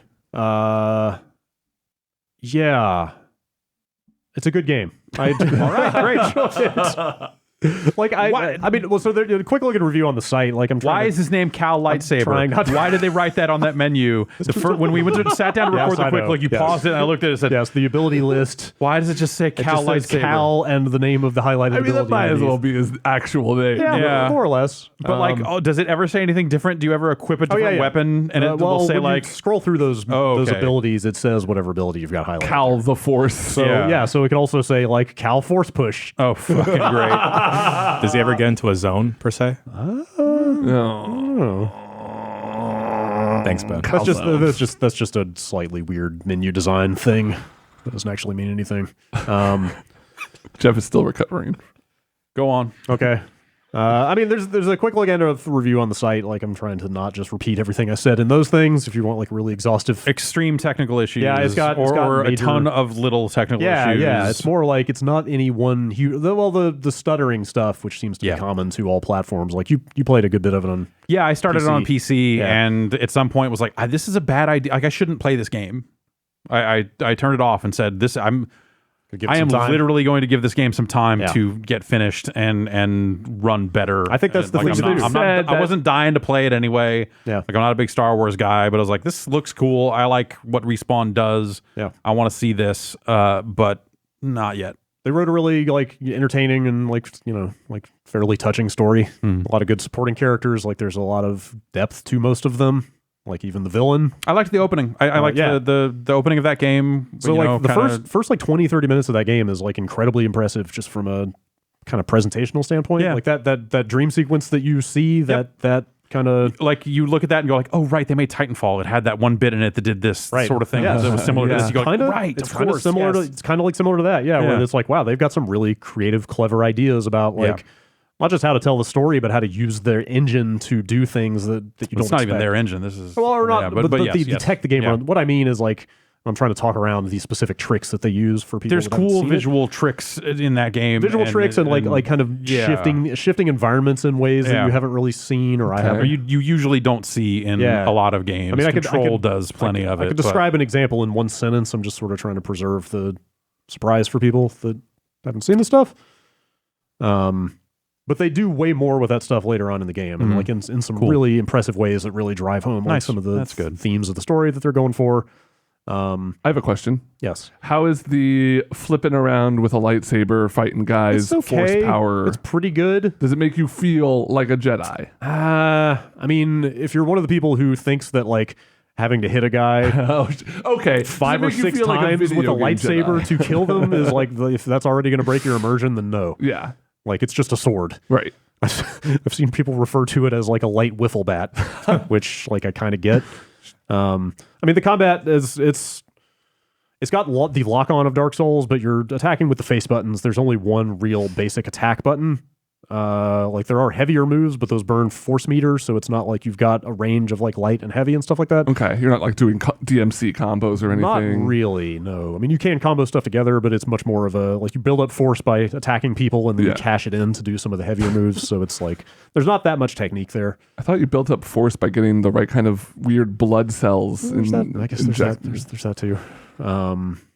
But like it's fine in kind of smaller encounters. I feel like it gets pretty klutzy when they really start pouring enemies on. Like there are spots where you're fighting like 5 or 6 melee guys right up in your face, and there are like a handful of people off to the side shooting at you, and it doesn't handle that stuff especially well. Okay. It gets a little bit just, I don't know, overwrought.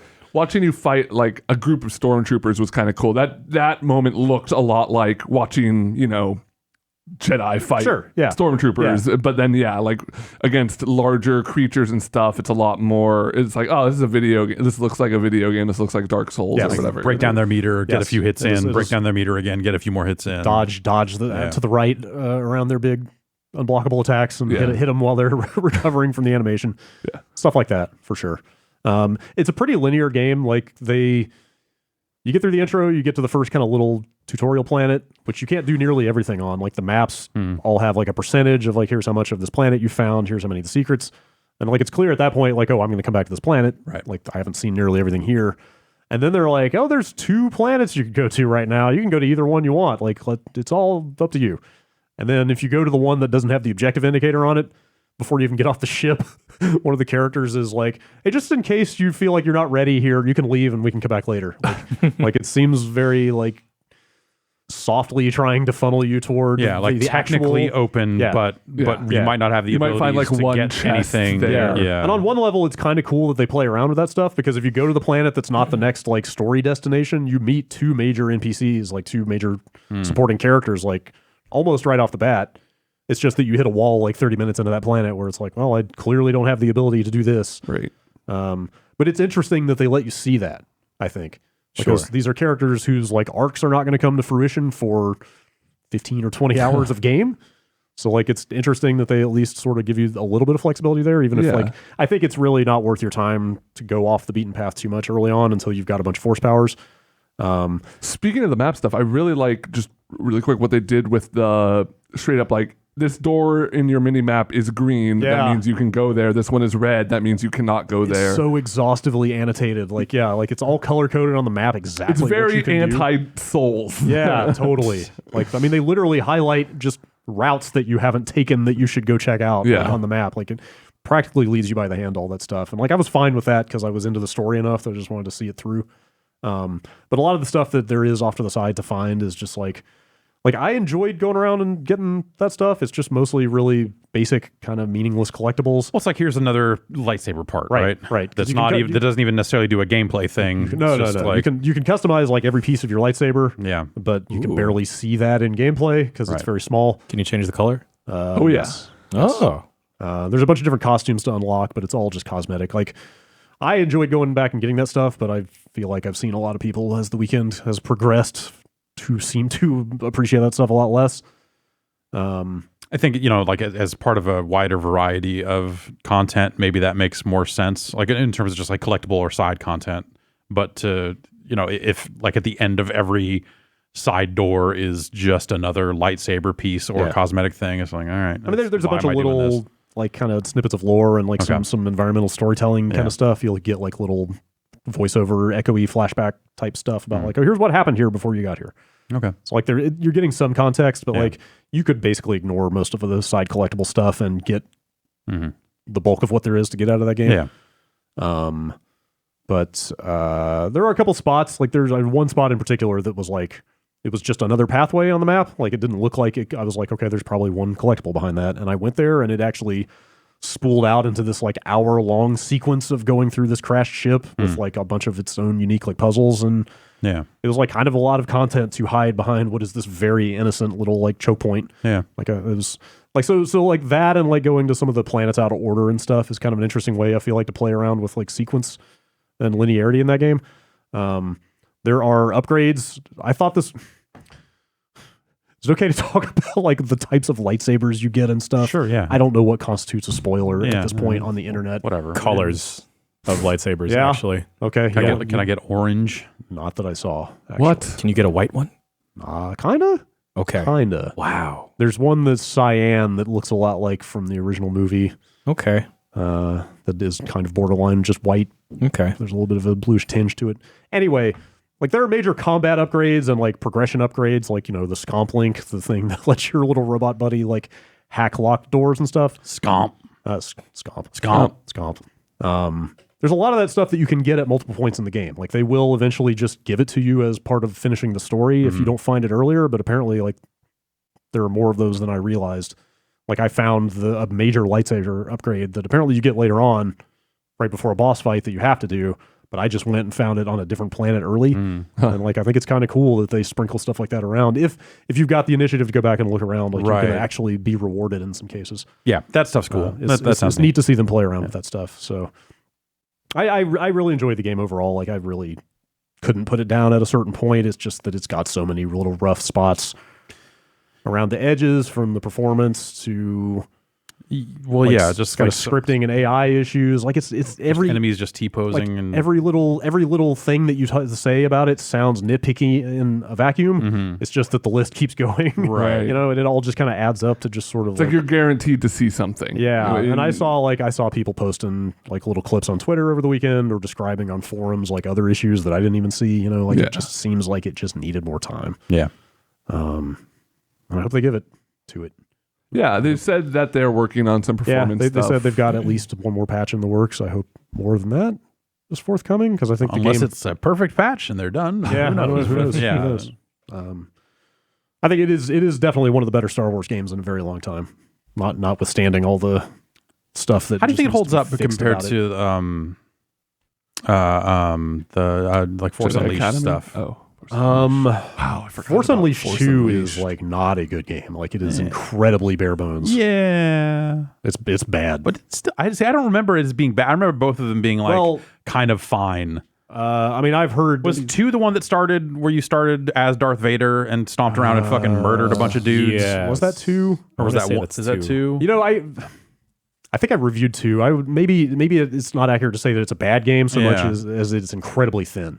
Right, but like the let me put it- physics ass. Let me put it this way: that game was made here in Yeah. this city, and like it was not hard to hear that game got made in like a year. Totally. Like based on like just management shuffles inside LucasArts and stuff like that. Like they made that game very fast. Right, but like in terms of so like Force Unleashed 1 was much more elaborate as well. Exactly, Like yeah. that game got a full production cycle. yeah, but like but just, I mean in terms of like just conceptually, that game did cool stuff Yeah. with physics and you know This is more like the puzzle. I mean the force powers are much more integrated into either combat or like very scripted progression stuff. yeah. It's like, okay, force push is good for both hurling stormtroopers off of cliffs, which never gets boring. Like that's fun all the way through. There's some fun And for like pushing over bridges that, you know, will Oh, give you a sure, new path, but that's all stuff that's built into the environment. Right. It's not so much dynamic like there are objects everywhere that you It's can not grab. Half-Life 2 gravity Yes, gun no. with your hand instead of a gravity There's gun. not a lot of Okay. like dynamic, like deforming the environment and just fucking shit up. Like it's much more like scripted to do what they want it to do. Seemed like there's some cool combat stuff, like Yeah. watching people do all sorts of dumb shit, like knocking stormtroopers off a ledge and then force pulling them back onto the ledge and then Okay. stabbing them Yeah. on the Yeah. on the reel in. You could get a little ridiculous just with like it if you want to. real shit like that Yeah. seemed like at least fun to look at. And like it automates enough of that stuff that if you play it well, it definitely does sort of start hitting that like power fantasy, I guess. Because like Okay. if you time the block on a blaster bolt, it'll just automatically hit whoever shot it. Like you don't really have to aim or like do much other than just the basic timing. I feel like when games try to make you aim in that scenario, it just sucks. Yeah, Yeah. They handle that stuff pretty well. Yeah. It's just that sometimes they pour a few more enemies on than I feel like that the combat can really support. But it's got a lot of ideas and it executes on most of them pretty well. I think like if you're looking for a new Star Wars game, like this is the best one in a very long time. Cool. It's pretty much just been like mobile games and Right. not yeah, much I guess else it's since Force been a Unleashed while, 2. huh? It's been Yeah. that was almost 10 years ago. God. Yeah. Was that the one where your face would get more messed up if you did mean things? That sounds right. That sounds you like look like the something that Emperor yeah. if you like did the dark side. or did you just turn into Well, the Darth Maul at a KOTOR point? games had that, right? Yeah. Didn't Yeah. KOTOR make you look Okay. more You'd evil? eventually Maybe put a I'm just helmet thinking on. of KOTOR. That wasn't that KOTOR. That was kind of where they started that, right? And then that bled over into Mass Effect and Metal Gear and sure. Yeah, I really hope they devote some more attention to that thing because yeah, it just the edges sound like rough to the point where it becomes a lot harder to recommend. Yeah. Like that seems like a game that you were the way you were talking about it was like this might be like a game of the year contender. except or on my for- list, you know, Yeah, like it might yeah. be a top 10 game for me. But then like all the stuff that drags it down. Yeah. I mean, to be clear, like none of the Uncharted or the Dark Souls or the Metroid is like up to the par of those games necessarily. Right. It's just blending them all together in a relatively seamless way is kind of compelling on its own. Even though like, you know, the combat's not as elegant, the exploration is not as interesting or whatever. Right. But with a really good story and, you know, just kind of a good mix of stuff, like it moves. That's cool. So yeah. It makes it I still want to play that game and I don't even like Star Wars, so Yeah. I don't know. Yeah, I'm gonna check it out after it gets patched a little more. I would keep an eye on it for sure. I understand you have been ringer sizing. Is that what we're calling it? I think I'm just gonna go with exercising. Okay. What's that? It's Nintendo invented it wow. a couple months ago, or Great. like a month ago. No, they and made a changed. board a couple years ago to do yoga on. That's just for yoga. That's something else. That's Okay. just for being fit. This so is this? no. Is this hold on, let me is roll it it back. baby yoga or what? I'm playing. Oh yeah, he's very Really cute. Okay. Werner Herzog It's in all my from- house yelling at me about baby yoga. Werner Herzog in your house. It's a cheaper 2-hour show. It's a little scary. Yeah. It's I saw an anecdote about that Have you seen it? I haven't seen it. The Mandalorian? Yeah. No, not yet. Okay. Oh, it's great. I enjoy it. I guess treat this as apocryphal. I didn't see this from anywhere legit, but apparently there's a scene they shot with him and like a practical puppet of that thing. Oh, yes. is this real? Yes. And they went to then like shoot a clean version of the shot so they could add the CG character in. And he like called the showrunners cowards for not trusting their practical effect. And they just ended up sticking with the practical shot. That works in line with him saying he's never seen a Star Wars. Yeah. Okay. Didn't he get shot during an interview? Yeah. And then he just continued going? It was like an airsoft gun that shot him. Okay. But it did break the skin, I think. All right.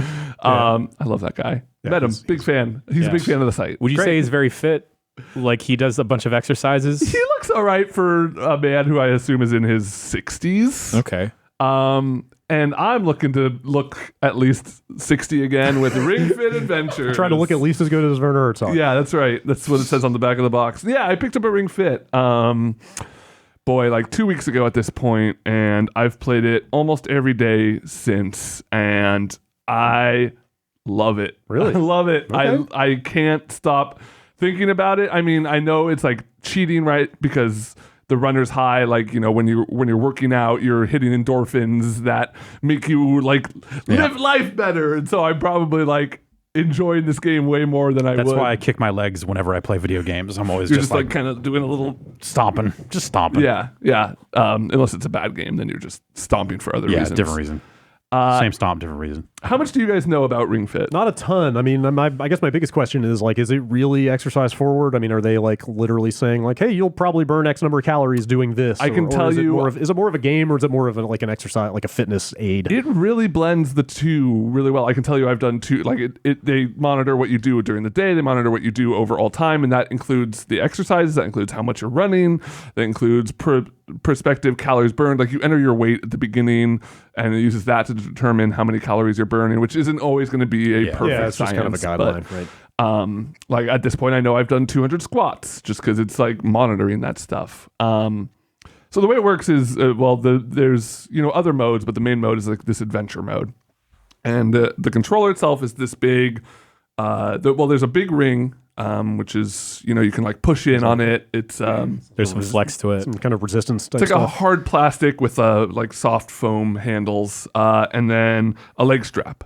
And so one Joy-Con goes in the ring, one Joy-Con goes in the strap. Okay, so does the ring not have any like electronics in it itself? No, it's just the Joy-Con? No, it has that little slot that like the little dog ear controller has. Okay. To slide the Joy-Cons in. It's just got one of those on it. And basically the way the game works is, there's kind of a world, there's a story, there's a whole thing about like you unleash an ancient evil, which takes the form of a really buff dragon in spandex. His name's Drago. He's great. Put Drago in Smash. But Put Ivan Drago in Smash. He's always just flexing while he talks to you and just like, like doing... I mean, you can tell that I've been playing the game. I know. Your form is really exquisite. So there's this, and then you have this little talking ring that like guides you along your adventure of like we have to get the exercise emblems. I don't know. It's some just generic story. Ring have a name. Ringy or ring. No, it's. I swear to God, it's like Ring Boy or something. It's. I don't know. Whatever. All that stuff aside, the actual game itself is pretty cool. It's so.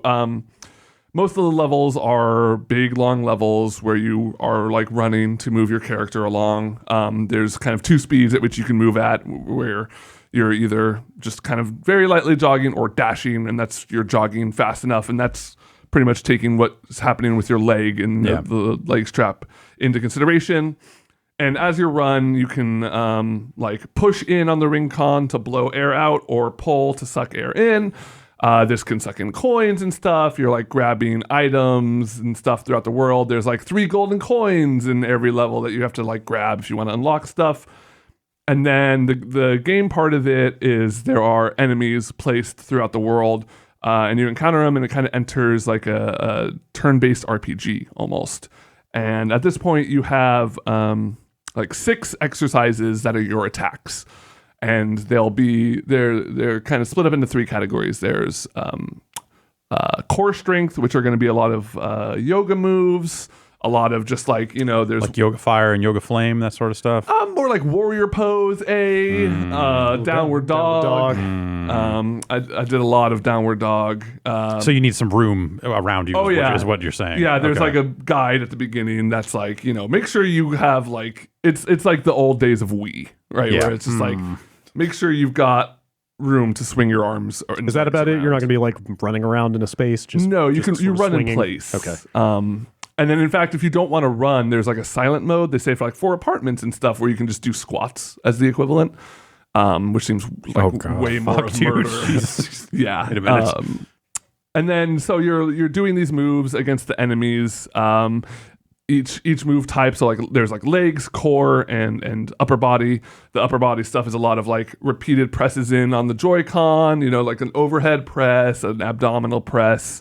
Leg moves or squats. You've got like knee lifts, stuff like that. And these are all prompted by like stuff going on in the adventure stuff. Like, do you select which move you want to do? Like, do they do different types of damage? Yes. So you have an arsenal, and you start out with 6, and you get more as you level up. Everything you do in the game is giving you experience, and when you level up, you get your like max health can go up. You can unlock new moves, Like max health in the game or your both, max health. Honestly, Wow. this is the beauty of it. And so you are building out those moves, and the moves can do different damage. They can hit a different number of targets, like like the waist swivels. I forget what it's actually called, but it's like a very basic exercise. So that hits like it can hit up to 5 enemies, but it does a lower damage. You can match. It's an AOE exercise. Totally. Okay. And you can match damage types. So like certain enemies will be weak against leg moves. And so you're doing that for more damage against them. The game's never prompting you to do specific moves. It's up to you to decide what to... No, it puts them on a 1-turn cooldown. So you can't just do the same one over and over, but you can go back and forth between 2. Okay. And do they build the enemies? So I guess what I'm trying to ask is, does it try to find a way to make sure you're getting a complete workout? Does it give you, does it force a variety of enemies with different weaknesses at you? So like if you're playing optimally, you're doing you got some leg stuff, you got some core stuff, you got some cardio. Like, is it trying to balance like that? To a degree, it does a better job of balancing those things in the actual levels themselves, where you'll run into obstacles. It's really like, it's a locked door, do an ab press. And so you have to like, and that's how you do your main defense, or with abdominal presses, you push the ring con into yourself. But then there's like, you're always doing cardio out in the world, but then there's a lot of different stuff. And then they do start, so like the matching damage types to enemy types isn't even something I unlocked till World 3. And Ringy's whole thing is he has 4 powers, and so that was the first power. So I don't know what the other 3 things are yet, but I'm assuming that they will add layers into the actual like RPG mechanics of it. I just unlocked the ability to buy like different outfits, which kind of provide buffs and debuffs to different types of moves. I've unlocked the ability to buy smoothies, which will give like recover hearts and stuff like that. But then there's also like there's boss battles, where they're kind of like extended versions of those fights, but maybe with some other mechanics laid in, some specific ones. The overworld offers a lot of different types of levels. Like there are those levels I was talking about, but there's also like minigame levels where you'll have to go and like, it'll just be like basically like Mario Party-esque minigames, but using the ring con as your controller. And then it's incredibly good about monitoring stuff, about constantly checking in on your difficulty level. At the end of every workout, it's like, how is that? Do you want to bump it up next time? Do you want to lower it next time? Right. You can do that on the fly too, like just at any point you can kind of pause and swap. Does it ring up at some point and say like, hey, maybe take a break? Yeah, totally. After like I've started to get it after like 20-ish minutes, it'll prompt you usually at the end of a level. Usually it'll say, not usually mid-level. You can do stuff like set alarms to remind you to do workouts. And so all that stuff's the main mode. And then there's like totally just if you're here for whatever reason, but you don't want to play the game, there's totally like you can build a fitness workout, which are all of those individual items you have in the actual game that are your moves, but kind of fleshed out, and you can like build a routine, like do the ab routine, and it'll do like the 6 ab moves for you. But yeah, it's doing a really good job of tricking my stupid gamer brain into like thinking I'm getting points and shit. It's the first. I've played quite a few. Like, there's been iPhone apps. Like the big one people always talk about is Zombie Run. Yeah, I thought that one was neat, but not like fully realized or yeah. anything. This is the first one of those that I've played that I've really felt like sticking to because like it's just delightful. I feel like the vibe of it is, I feel like it's very heavily influenced by Breath of the Wild in its visual style and music. Okay. The music's actually pretty cool. And that the color kind of reminds me of that modern kind of Switch, like almost painted, but not quite, like very soft textures and stuff like that. And yeah, it's just it's a delightful thing. It's really good at holding your hand when you need it. There's like warm-up exercises you do before every time, but you can skip those if you don't feel like you need them. It lets you cater like. So one of the moves you have right out the gate is like you have to get on the ground and do like a leg thing, and I was just like, I don't want to like be getting up and standing up and getting down and standing up again. So like I just never did that move, and it never punished me for not wanting to do that move. Right, like you could totally cheese it if you want and like only do 2 exercises the entire time. The classic power pad. Right. Just Yeah. get down on the floor. And I was just saying, I take the controllers out of it and just like trick it that way, and just like I'm laying on a couch. If you like hold it right, like because it's to at any point you can recalibrate it by just like holding it still and down Right, for a few seconds, and it'll recalibrate both, which is really cool. So I feel like if you get too far off, it'll like kind of catch on. But like I was really tired and like at the very end of my rope on one fight, and I was just like, and I was like, I'm gonna do it. Like I had to do squats because like squats were the move, and I'm like, I'm just gonna grab a chair and sit in this chair and stand up and sit down and stand up, and like it was fine. Yeah. And I'm like, you know what? This doesn't go against the spirit of the game because I'm still like physically active. doing something. You know, Sure, I'm Whatever doing you need to something. tell yourself. Could I theoretically go the opposite way with that and like, I don't know, add weights or like some type of resistance to the ring? Or like, what if I'm playing it on a treadmill? Oh God, I mean, you could totally. I feel like you could totally do that, like strapping some weights to your wrists or ankles and stuff. That's the thing about this game is it's like not going to make you buff by any means. You're not doing much. Then forget it. You're really just doing like resistance training. Because every other game I play makes me buff. Yeah, physically or mentally. Like there's a good game will take you to the brain gym. No, that's not me. You don't want to go to the brain gym? No, thank you. It's kind of like daily calisthenics exercise stuff. It's not. And the last thing I'll say about it is like it's got this like almost tooltip system of just like exercise 101 or like theories of exercise stuff that I feel like is totally helpful for if you're somebody like me who's a complete newbie. Like the times I have been an active gym member, I go to the gym and run on the elliptical for a little while. Right. And then like go, I'm done at the gym. But like it gets There are a lot of the other machines mindset. here, but I'm too scared to use them. I don't want to look like an idiot. I don't know how any of them work. Yeah. Yep. There's like a guy you can watch. There's a guy doing the exercises on screen, so you can like try and make sure your form is matching their form. How do they do about form? Do they, because I feel like that was always like the Wii Fit thing, or it was always the scary part is like, are you going to learn bad form and like fuck yourself up somehow doing some of this yoga? Does it ever come up and be like, hey, you should lift the ring a little higher, or you should do like your knee might not be coming up enough, or Yeah, totally. And in fact, your damage is tied to that. Okay. So like moves will have a range of damage that they can do, and you get a visual feedback of like your character will basically go Super Saiyan when you're doing it well. Your hair turns into fire. Yep. So you can see like once your character is doing the thing, you're low enough on your squat or you're pressing in enough on the ring. I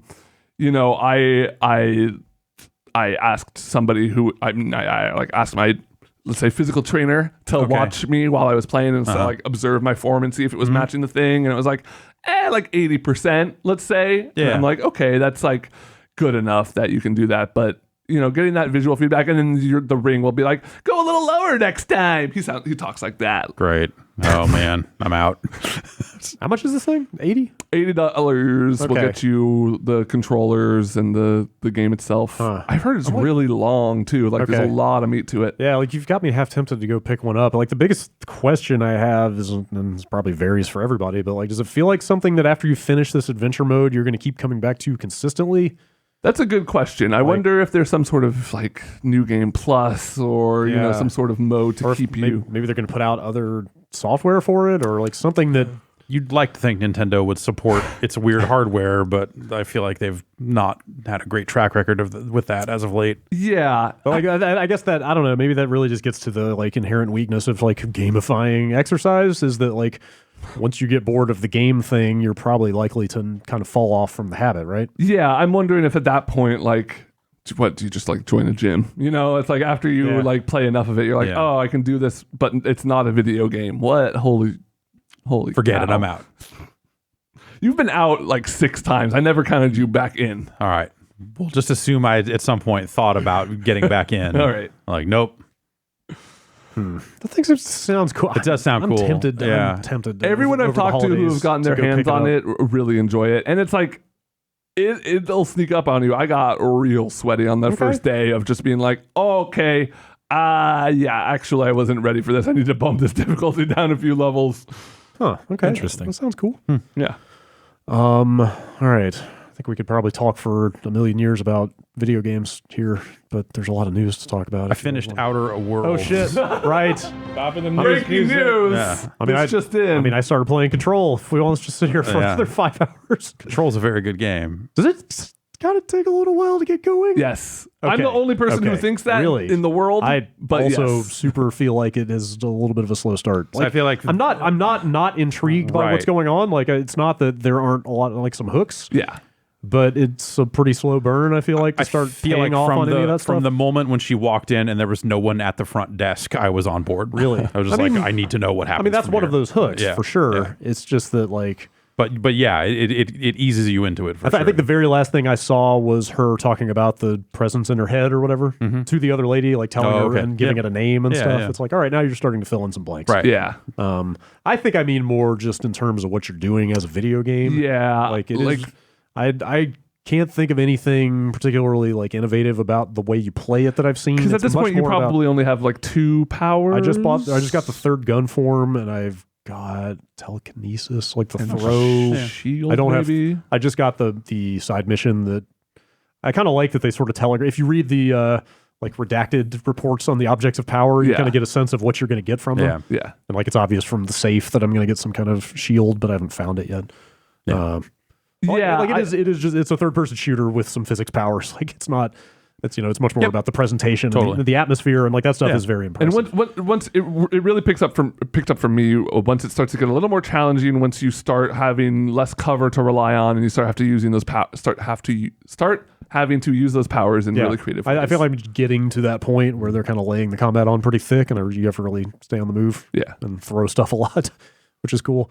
The only other thing I'll say about it, because we need to move on, is I don't know how I feel about the decision to cast Max Payne as the old director. Like, on the one hand, it's amazing. On the other hand, I find it incredibly distracting. He's just doing the, like, Max Payne monologue It's really in there. You can really hear it. Like, it's kind of cool and kind of just really strange. There's some great characters throughout that whole game. Dr. Darling. Yeah. Okay, yeah. Like, I've seen enough of him in videos that it's gotten to the point where I'm kind of excited to That's Alan Wake. find him. And, oh, man, don't tell me that. I never would have seen that. I still can't see I just told you the presence of Max Payne is ruining this game. All right. We got to Outer Worlds it wraps up exactly the way you think it will in terms of like structurally. In terms of like, hey, here's a point of no return. They're going to telegraph that very heavily. You're going to go do a thing. Okay. And it ends like a Fallout game in terms of just like, all right, here's all your choices laid bare. Yes, I've seen that going around that they definitely do that. Did you beat the last boss with a speech check? No. Oh, damn. I know. I don't even know if that's a thing. That's a New pretty Vegas bummed thing. because like, it's like you get up to the end of that game and you're like, man, if I had specialized instead of wanting to do a little bit of everything, then maybe I could have hit 85 in one of these stats. Never do a little bit of anything. Maybe this would have gone differently. Jack of all trades, master of none. No, how about replaying it on a PC with cheat engine and just giving myself 100 everything or 0 everything? I haven't heard that before, but that sounds good. And just doing it that way. I've seen enough people talk about how great the dumb playthrough of that game is that I kind of want to try it. There's a trophy for like a thing going wrong, a hidden trophy in that game for something going way wrong that I assume it was not presented to me as an option, but I assume it's something that you need to be dumb to do. Interesting. which would be interesting to see how the game went. Like I saved it right before that point, thinking maybe it would be a decision I could make. Yeah. And it didn't seem like it was. So I wonder if you just have to be stupid. Now I'm sitting here wondering if you could game your way into getting that. Like if there is enough like Drink enough booze alcohol. and Yeah. like, enough things that'll. I don't think those stack. I don't think you can just sit there and maybe- drink over and over again to maybe lower not. it to 1 or whatever you would need. But anyway, I like that game a lot. It's Yeah. got some great characters. It's got some really good writing. And I Yeah. think that some of that stuff maybe doesn't hold up through the full length of the game. I think by the end of it, kind of where I'm. by the end of it, I was definitely at a point where I was ready to see it end. And, like the cobbled together your choices thing made it very clear that I did not do all of the companion quests. And I was like, oh, I feel almost slightly bad for that person, but not enough to go back and and actually do it and then play it again on this playthrough or whatever. Yeah. So like there's stuff that I think would be interesting to see what some different playthroughs would look like, but having finished it, I don't know that I actually want to go back and do that stuff. Yeah. It seems like you see enough of it on one playthrough, or at least I was left with the impression that like I had plenty of opportunities to see a wide variety of good guy, bad guy content, whatever that may be. And I'm playing through. I'm trying to do like a very like board centric evil playthrough, and even there, I'm still getting a lot of what I perceive as the main good guy stuff. Yeah. Up to the point of there will be an eventual point of no return where I don't see the last 15% of the good guy path. right, But yeah, yep. But it's cool. It is a really cool game. Yeah, they did a really good job of making a game like they used to. Yep. So they did. Okay, let's get into this news because there is a good bit to get into. Guildlings on Apple Arcade. It's really boy. cool. You guys should check it out. Oh boy. I wound up playing through it. It made me so mad, Ben. We'll talk about it next week. Okay. They announced a new Half-Life game. All right. Well, no, what's the real news? XO19 happened. Oh, All right. I feel like this happened in kind of a compressed fashion because the whole thing played out over the course of like 6 hours or something. I think it was only yesterday morning that or maybe it was the night before, maybe it was Sunday night that Stuff started leaking. snippets of I guess it was a pre-taped interview that was to air during the Game Awards, is my impression. Or But it was the transcript was not complete, so it was some yes, it was quotes like plucked from an weird interview. quotes from like an interview or some video or something with Robin Walker and Jeff Jeff Keighley. Keighley, right? And was there a third person? I believe a G-Man. third Oh, person. okay, yeah. A third person is involved, but again, not all. I don't think that person was Gordon Freeman. He didn't have a lot to say, but oddly quiet on this. Anyway, the gist of it, here is the quote from Keighley: March 2020, Half-Life Alyx coming out.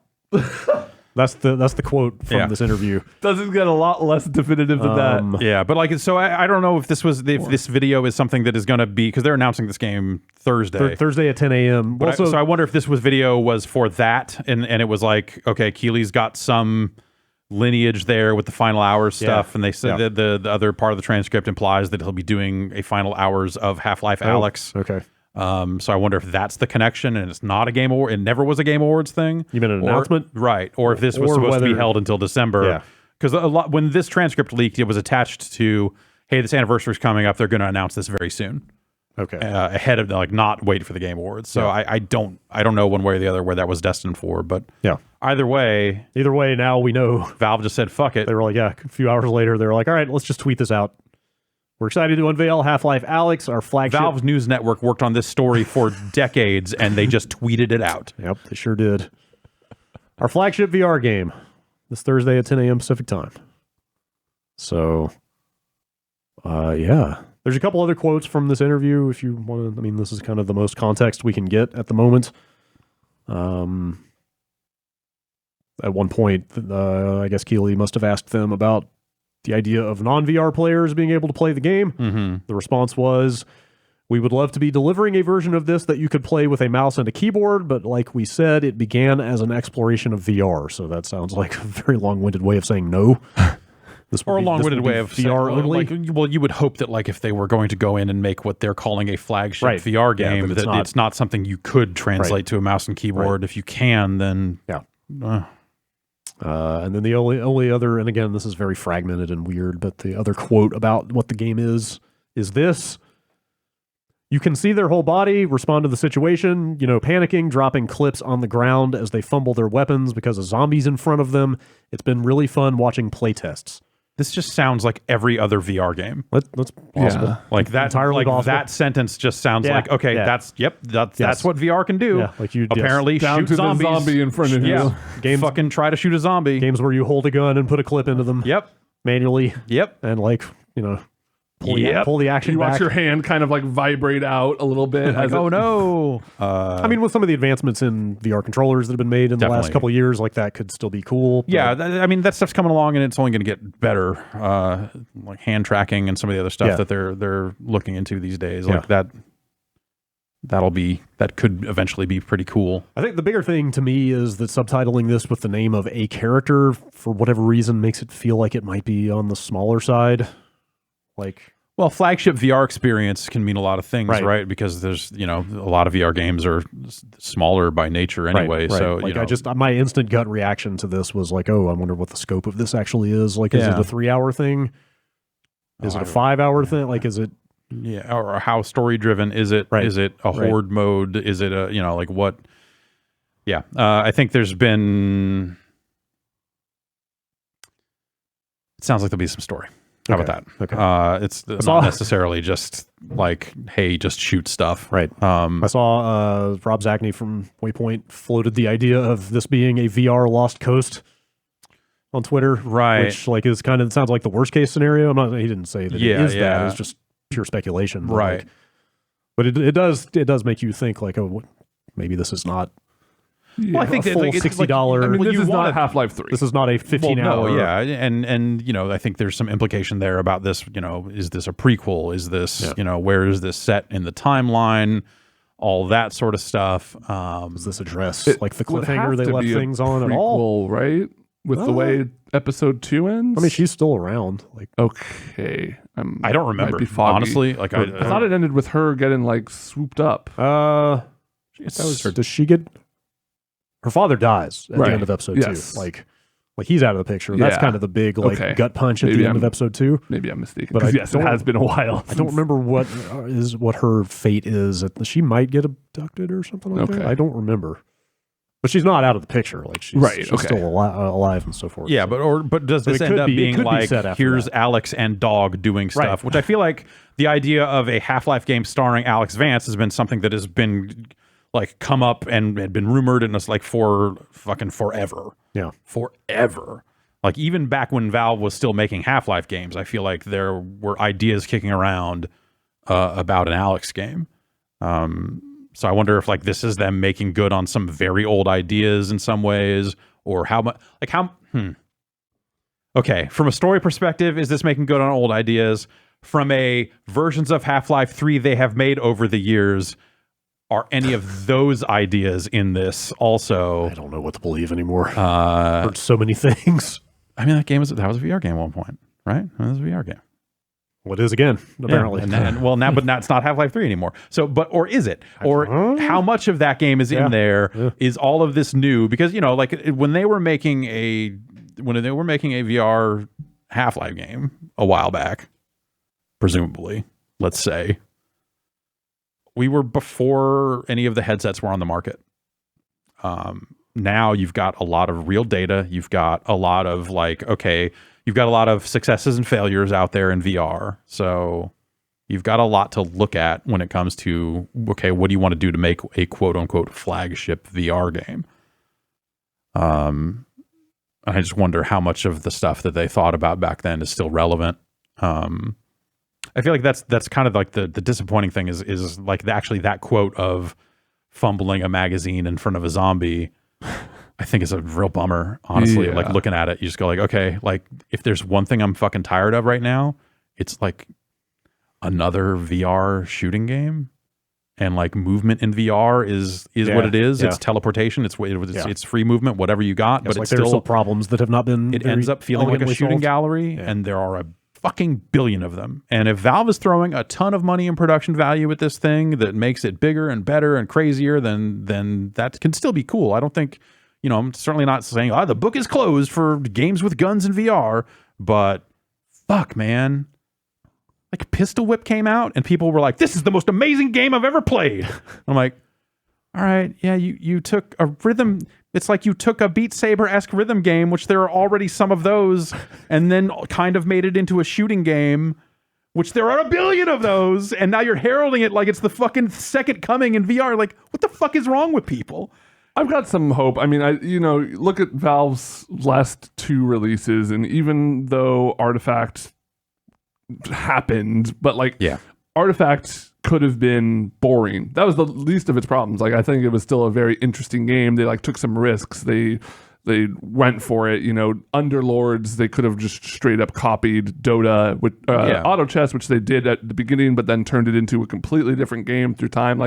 It feels like the company has ambitions to make interesting and good video games again, and so I hope they can carry that into this. Just not in the Valley of the Gods. Whoa. Wow.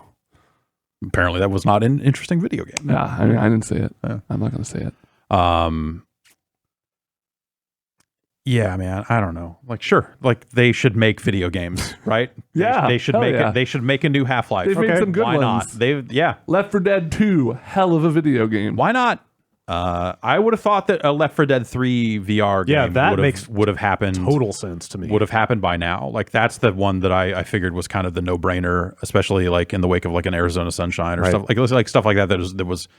But then maybe they saw that stuff and they were just like, all right, it's been done. But I mean, Left 4 Dead is something that's much more well-defined and something that people are hungry for more of and would be accepting of more of. You know what I mean? If they just made a Left 4 Dead 3 that was a modernized Left 4 Dead 2, most of the people who like Left 4 Dead would probably be fine with that. But also, Valve just put out the Index not that long ago. They've got a vested interest and a lot of time spent trying to solve problems for VR gaming. Yeah. So, you say that, but yeah, they could make a Left 4 Dead 3. What I'm saying is that the Half-Life name carries a level of expectation for innovating and being historic. Yeah.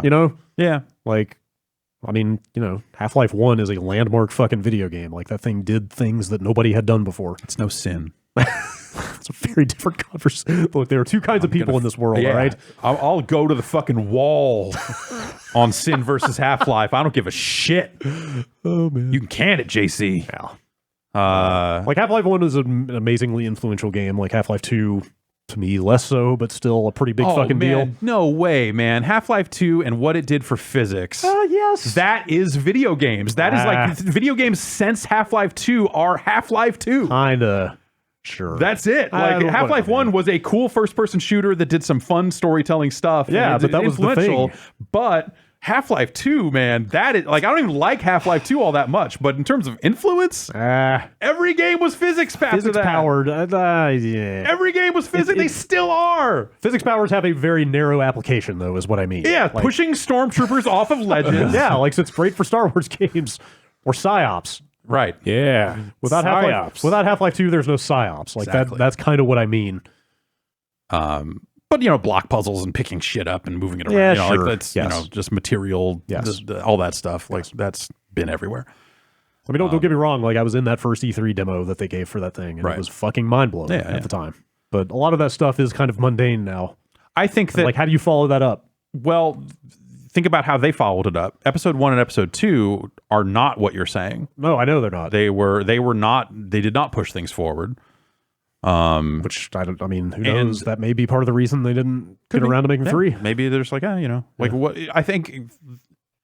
That's the thing with Half-Life 3, right? Is if you look at what 1 and 2 did for video games and did for Valve and all the other stuff, you have to sit there and go what could we make that would be that much of a landmark thing? And it's not another first-person shooter. Right. No matter how many people wanted that or whatever, just needed to see that story concluded, that's not what Half-Life ever really was. It was always that thing of here's something that is pushing things forward. Yeah. Here's Valve fucking putting its ass out there, doing some wild shit. I mean, it could be another first-person shooter. It's just that there has been another 15 years of those. When you're sitting on Steam, when you're sitting on fucking a pile of gold and you don't have to do anything, why would you make just another first-person shooter? I'm saying it could come in the form of a first-person shooter, but it needs to have that next But thing. it needs to have that next That's thing. what I'm Right, saying. that's the thing. Like, That's what I'm saying. Control is a good example of a game that's like, it's a third-person shooter, but they like the way they blend story elements and visual elements And physics. but like that shows that you can like have a fresh take on a stale style of game. Totally. Yes. Even in 2019. Yeah, but But I think what people expect out of Half-Life goes even beyond just its presentation and atmosphere and it's a story. broken level of expectation that they could never meet. So so saying, hey, our next game is Half-Life Alyx, I think diffuses at least some of that. I agree. I think it gets people to like, well, I feel like the Half-Life 3 jokes have kind of been a little drier these past couple of years. Just after the story stuff got out or whatever, I think that was like, okay, like there were finally people that could move on or whatever. They were just like, all right, I can close the book on this. So they thought, yeah, I can close the book on this chapter of my life. Story stuff was it Laidlaw or whoever put out like the like big blog post about like here's the stuff about the Borealis and all that? Okay, yeah. Or the stuff that was like the very vaguely written, here is absolutely the story of episode 3, but not in name. Right. All that stuff. So yeah, I think when that happened, you had a lot of people that were like, okay, close the book on this, we're done. Why isn't there a Portal VR? It would make you throw up. That'd be cool. Yeah. Budget cuts is Portal VR. Throwing up from a video game would get me more fit than Ring that's Fit. a dangerous way to get fit. Ring Fit VR, combine the two. What do you think this reveal is? Just a trailer? Probably.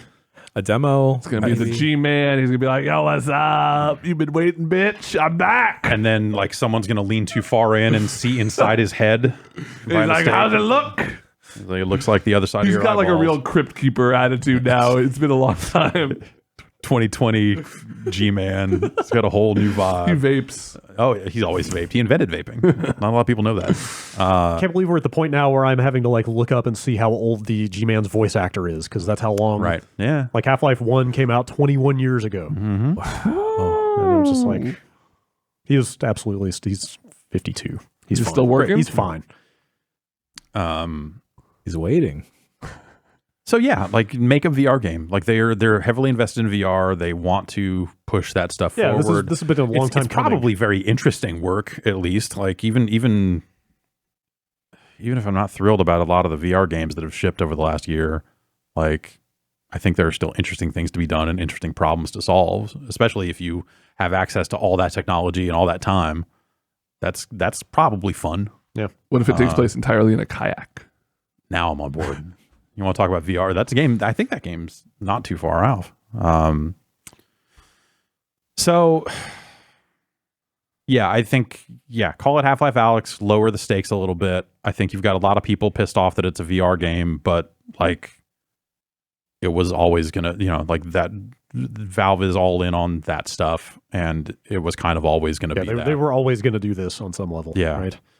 I mean, they were like, you don't get behind a tech like this and not like pull out all your big guns to try to promote it. Like they want people to buy hardware, even if I suspect on some level, even if it's not an index. Yeah. They would still like to see the install base of headsets grow. Yeah. They'll happily sell you a VR game to play on another headset. Yeah. So, I think the stuff that Valve has done in VR already has been cool in its own way. The lab and the lab. Yeah, the lab's cool. And just the Steam VR environment and how that's updated over time and stuff like that. Like that's stuff's all right. But yeah, I don't know. I don't care enough about the Half-Life universe or story anymore to be like, maybe it's a prequel and maybe Alyx is doing this. It's just like, all right, all I envision is at some point Alyx is going to strap on some kind of metal frame that lets her control Dog 1-to-1, and you're going to do this with your arms and look at Dog, and Dog's going to be doing it too. Sure. In my head, that's what this game is. And maybe there will be a gravity And gun. then Dog will pick up a fucking big box, and then you'll be able to walk out of the way, or walk under the box. Yeah. I don't know. Yeah. I'm with you. I lost any expectation or real like burning excitement for Half-Life years ago just because it's been so long. Yeah. And maybe this reignites some of that, maybe this gets them back to thinking about that universe and things they could do. For me, the interesting part about another Half-Life game was always the eventual collision of the Portal universe and the Half-Life universe. It was that idea of just like, what if Portal 1 and 2 are just really training you about how to use these portals and think your way through these logic puzzles, and then Half-Life 3 is Gordon finds a portal gun and now use it in combat. Yeah, like that's an interesting hook. That'd be cool. Gladys, G-Man. Just saying. What? Just saying. What? Fuck. Well, we'll find out on Thursday. Yeah, I'll be interested to see what they... I'm glad that they're not like holding this for too long. Like, yeah, just put something out at this point. Let people see what it is. At this point, like if you're committed to it, just be open about it, right? I mean, that would be the most unvalve-like thing for them to do with this, is to just to come out and say, hey, here, and like, good on them for, you know, kind of addressing the leaks or whatever, and not letting this just linger for too long, and just being like, yep, doing it. Yep. As advertised, we are doing the thing. Yep. So, speaking of but what doing happened? things, but what if this gets delayed? I mean, if they're suddenly saying is like 3 years from now, somebody stole the source code. yeah. I mean, if they're saying March, I think it's probably safe to assume this thing has been in progress for a long time. It's probably damn near done. Yeah. Exo 19 happened in London. They announced a ton of stuff. I'm just going to whip through the bigger ones here. Obsidian has a new game announced already. Mm-hmm. Yeah. It's called Grounded. Those little guys. It's basically Honey, I Shrunk the Kids, the survival game. Yeah. It's in like Tiny- the backyard. Tiny kids in a backyard. Big old ant. Yeah, big insects and stuff. But it's like, this is like a multiplayer. Yeah. It's like kind of God, what if Obsidian makes a better Fallout 76 than Fallout 76? I mean, it's got a fair amount of Fortnite in there. Like the building stuff looks straight out of Fortnite. Yeah. It's interesting because that's not the style of game you would immediately expect out of a Obsidian. Well, not the sort Right. of traditional or classical Obsidian, Yeah. but they have been dabbling in that space for a while. They Okay. did that tank. I wish I could remember the name of that tank game they did. Wasn't that free to play? Like they've been making not Yes. CRPG type games Right. for a little bit. They basically said in their blog post for this, they're like, yeah, we make, it's not like those other games, but we wanted to stretch our creative boundaries, which go for it. Like, I mean, I think that, you know, they that studio juggles multiple projects, Yeah. so it's not like they're suddenly pivoting entirely to this. I would certainly hope Microsoft is going to let them keep doing that stuff too. But this looks kind of neat. I guess it's launching into game preview, so that will not be a finished thing, unsurprisingly. They announced a bunch of stuff about xCloud that I feel like is just making it harder to tell where xCloud, like the public test, and xCloud, the eventual product, like where one ends and the next begins. You know what I mean? Well, right now the public test is like 50-ish games that you don't even need to own to play. So Right, it's just if you get in, you can play this stuff. if you get in and it's kind of only older- on an it's older Android stuff, device, and WWE 2K20 is on that list. Weird. So there's like a million things. This is their Stadia. xCloud is their streaming Right. thing. Yeah. And right now they're testing it in two forms. You can sign up to test it. There's the play stuff on my home Xbox on a device, which you can do that. And then there is play games from the cloud. And when you it's actually the same app on an Android phone. When you toggle between the two, assuming you have access to both, which I do, if you toggle it over to the xCloud stuff, it just presents you with a list of games. You hit the button. It's actually quite a lot like Stadia, except with more and better games. You push that, and WWE 2K20, one of the worst games, and it just spins up and eventually starts. And then you can play it. You know, you pair a Bluetooth Xbox One controller to an Android device in this preview phase. Soon a DualShock 4. Yes, They're adding DualShock 4 support soon to the test. Yeah, and you can play those games, and it works. Does the streaming from your own Xbox stuff let you stream over the internet? That's not just on your home network? I believe it is over the internet. If I had Of course, I mean, if you've got access to the cloud version, why not just do that? Like, I assume it syncs all your saves and stuff? Yes. Okay. I mean, I got achievements. Yes, no, it did, because I played Killer Instinct, and it had all my, all my stuff was there. Okay. Because they're adding a bunch of new games, which I don't have a full list of, but Tekken 7. Yeah, I played a little Tekken 7. Devil May Cry 5. Madden 20 this year's. If I had a Bluetooth Xbox One controller, I could actually tell you right now. I'm turning this phone on. So they're adding a bunch of games to it. They are expanding the test to a bunch of new territories, is my understanding. Yeah. They're bringing it to Windows 10 next year, which I guess it's not possible to stream from right now. No, it's Android devices Okay. only right now. Right. And then where it gets a little fuzzier is, I'm just going to read their language. In 2020, we're expanding the Project xCloud preview to new markets. Will enable gamers to stream Xbox games that they already own or will purchase, which is a strange, which is weird wording. Like, how do you signal your intent to purchase? maybe that means once the preview has started, if you go buy a game, it will be a part of the service. I don't know. Like that's a clunky sentence. That's a clunky sentence. Yeah. And we'll add game streaming from the cloud to Xbox Game Pass. Like that's the big, right? That's the big one right there. Yeah. It's just them coming out and saying, hey, this is, I mean, who knows? Maybe there is an extra service tier where you got to pay an extra $5 a month to get the streaming. Right.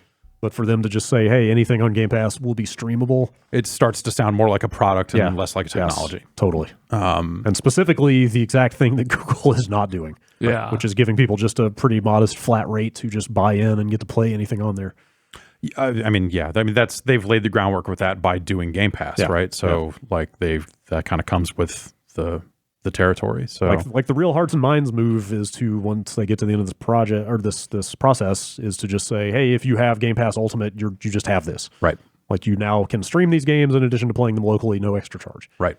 Like who knows if they'll go that far, but that's the thing that would really get people to go like, holy shit. Yeah. Like Game Pass is kind of already the best service deal in games. Yeah. Like to throw that on there it's a pretty big deal.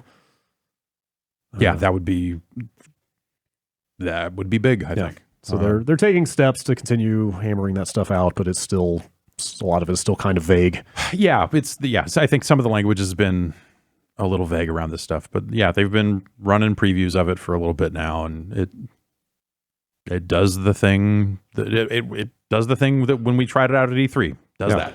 What is Game Pass Ultimate's $15 a month? Is that right? I think that's everything. That's PC and that's Live Gold and all that stuff, right? Is that all? Yeah, that's all of it. I think that's right.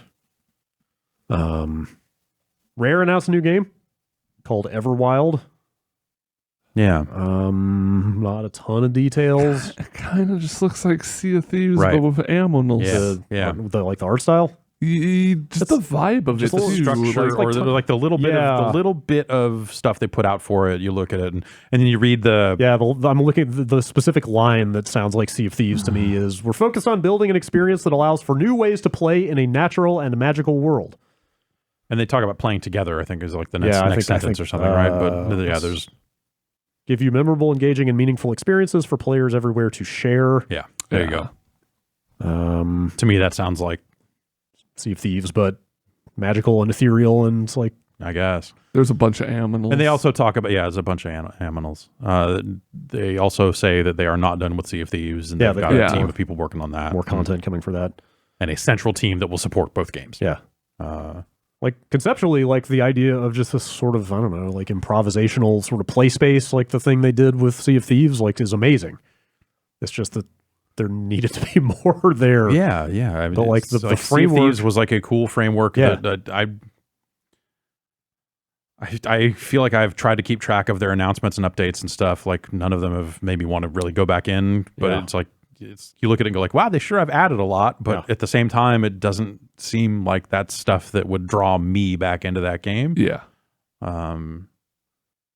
Something that's land based gives you a little more freedom to move around and do things. What if you could build at will? Ooh. It's like gather some sticks. Like upstairs, downstairs. Make a lean-to. Uh-huh. Okay. Like a thing to craft some tools on? Why not? Okay. Build a fire, cook some food. Sure. Everybody's got to eat. I don't know. Like if they're making another game like that with all the experience of Sea of Thieves and like, learnings that came out of that. Yeah. Like this could be cool. It's not a Viva Pinata 3, but no, it's not. What are you going to do? I mean, that ship sailed long. Come on. Look, man, when they... Viva Pinata, nuts and bolts. Fuck. Could you imagine? Like if they announce, if I could put a fudge hog in an airplane, yeah, like seriously, and make that airplane, and then like if they want to come along and announce like Half-Life: Cinemonkey, then I am fully on board. I will take anything I can get at this point, but I'm not expecting much.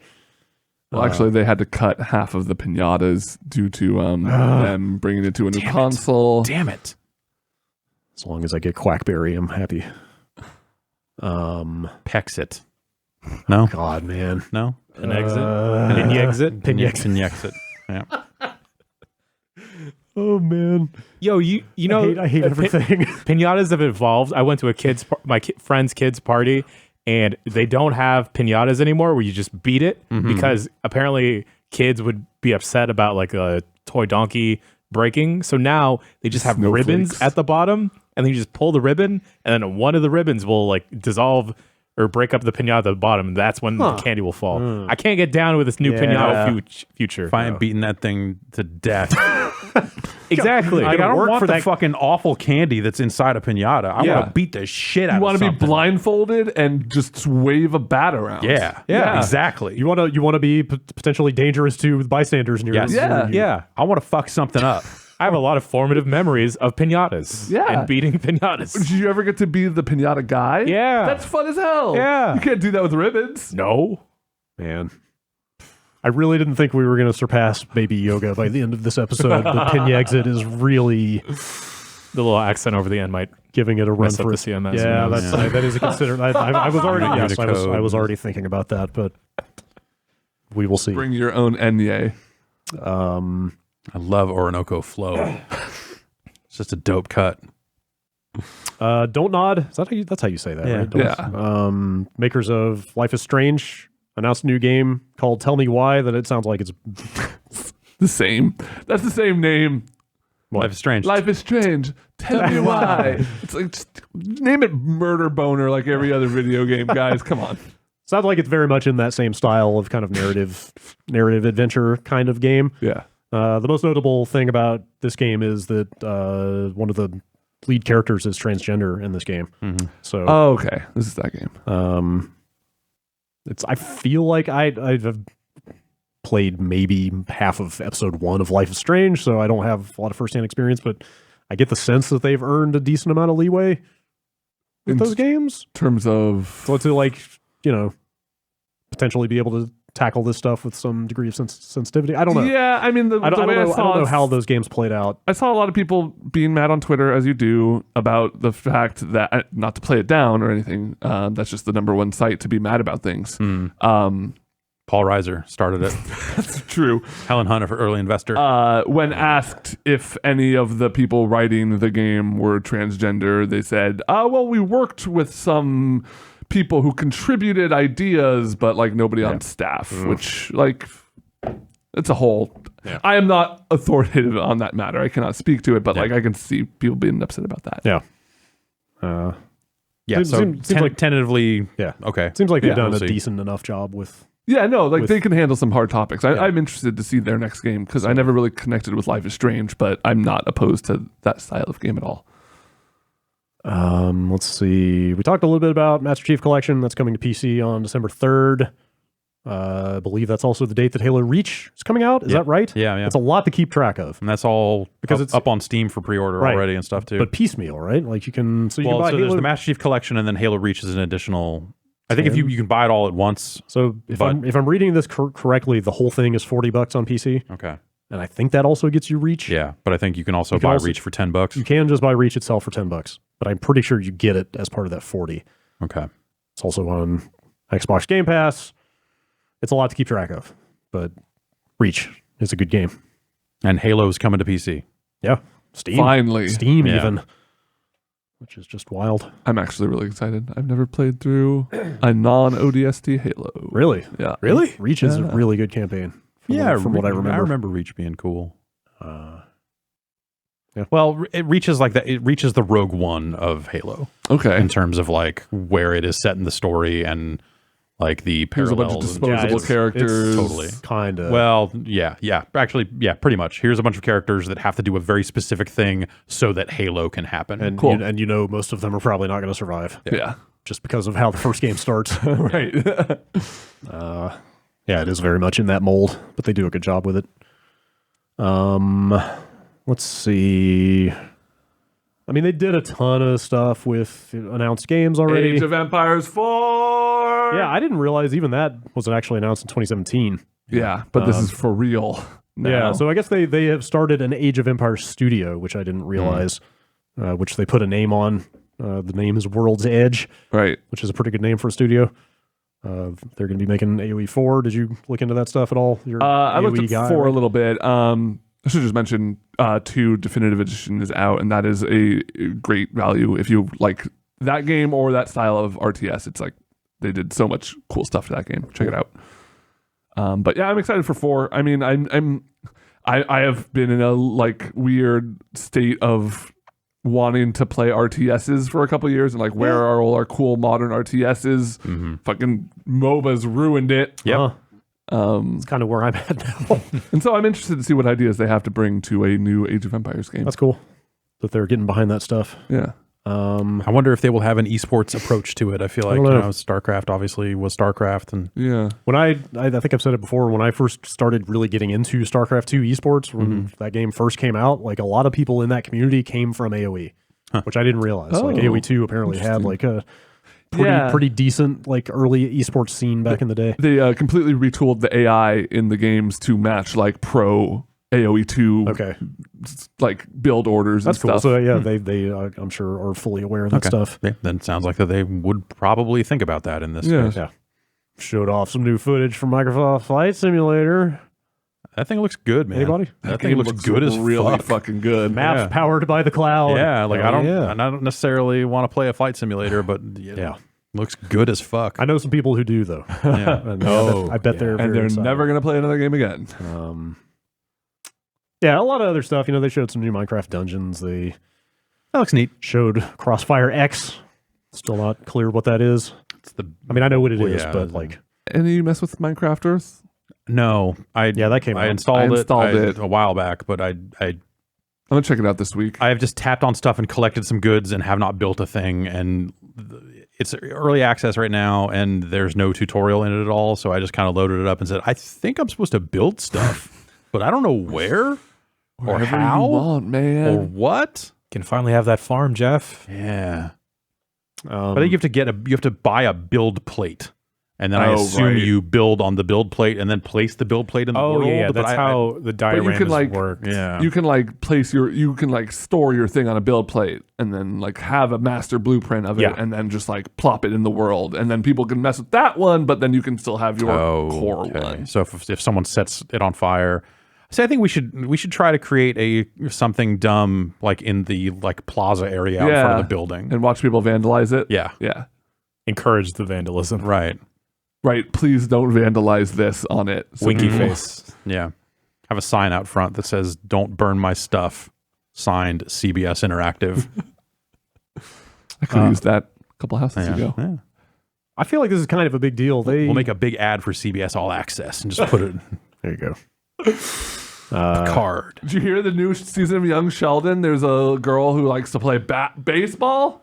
Oh boy. And all the parents are like, what? Girls can't play baseball. But Young Sheldon's like, I'll be your friend anyway. It's Coming heavy. soon. It's deep stuff. Young Sheldon really brings people together. I feel like this is kind of actually a big announcement. They're bringing like damn near every Final Fantasy game they can to Game Pass. Yeah. Yeah. 7, 8 remastered, 9, 10, and 10.2 HD remaster. 12, the Zodiac Age, which is the remaster of that game. Jeff, you seem excited. 13, 13.2, Lightning Returns, and 15. 15. All coming to Game Pass. Wait. There's more. There's more. 14's coming, but not. I mean, not necessarily to Game Pass, but they are putting 14 out. Was on that Xbox also One. announced here, or was I that believe a while back? So Okay. Jeff, you have another way to It was play. mentioned here, but I don't know. Another way to play Final Fantasy. I'm pretty 10-2. excited about this Final Fantasy X game that I've heard a lot about. Oh man, and when they add streaming to Game Pass, you can play Blitzball Yeah. anywhere on your phone, Blitzball anywhere. in an airport, hotel room.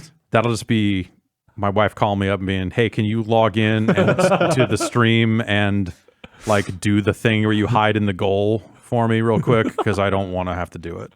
And I'll say, No, but okay. Yeah, I'll do it. I've gotten pretty good at it. You have no excuse not to now because you can do it anywhere. Anywhere I am. On your commute, on your drive, just one hand on the phone, problem. one hand on the wheel. Pretty much. And all the Kingdom Hearts. Hell yeah. What is it? It's HD 1.5 plus 2.5 remix. Those all make sense. Those are numbers that make sense. And HD 2.8 Final Chapter Prologue. Hell yeah. Are both coming next year. So get excited for that. I have a bunch of notes on 3 in the series if you guys want to reference that. If you want to check them out. Definitely. We'll be playing through all of those in order. I noticed our Kingdom Hearts Slack channel has been a little dry lately. What's up? Oh, that's just Vinny directly messaging me now. Tell him to put it in the channel. I need to know. Spoilers, Ben. Is it just him cursing at you every time? It's questioning what does getting Norded mean, and if you have an X in your name, are you a good guy or a bad guy? Why can't X-Pac was both a good guy and a bad guy at times, so I can see why he would ask. I think I told Vinny that Sora kind of has Goku vibes because they're both dumb, but like kind of likable. And I think that's why he's still on it. I feel like you should go to jail for what you're saying to him. This Goku is good. He's a little dumb. Oh, he's a little dumb. Terrible father. He means well. He means very well. dumb. Is his heart not in the right place? His heart's definitely in the right place. Sora is eventually heartless, so it's hard to say. I mean, to be a good anime protagonist, you need to be a huge moron.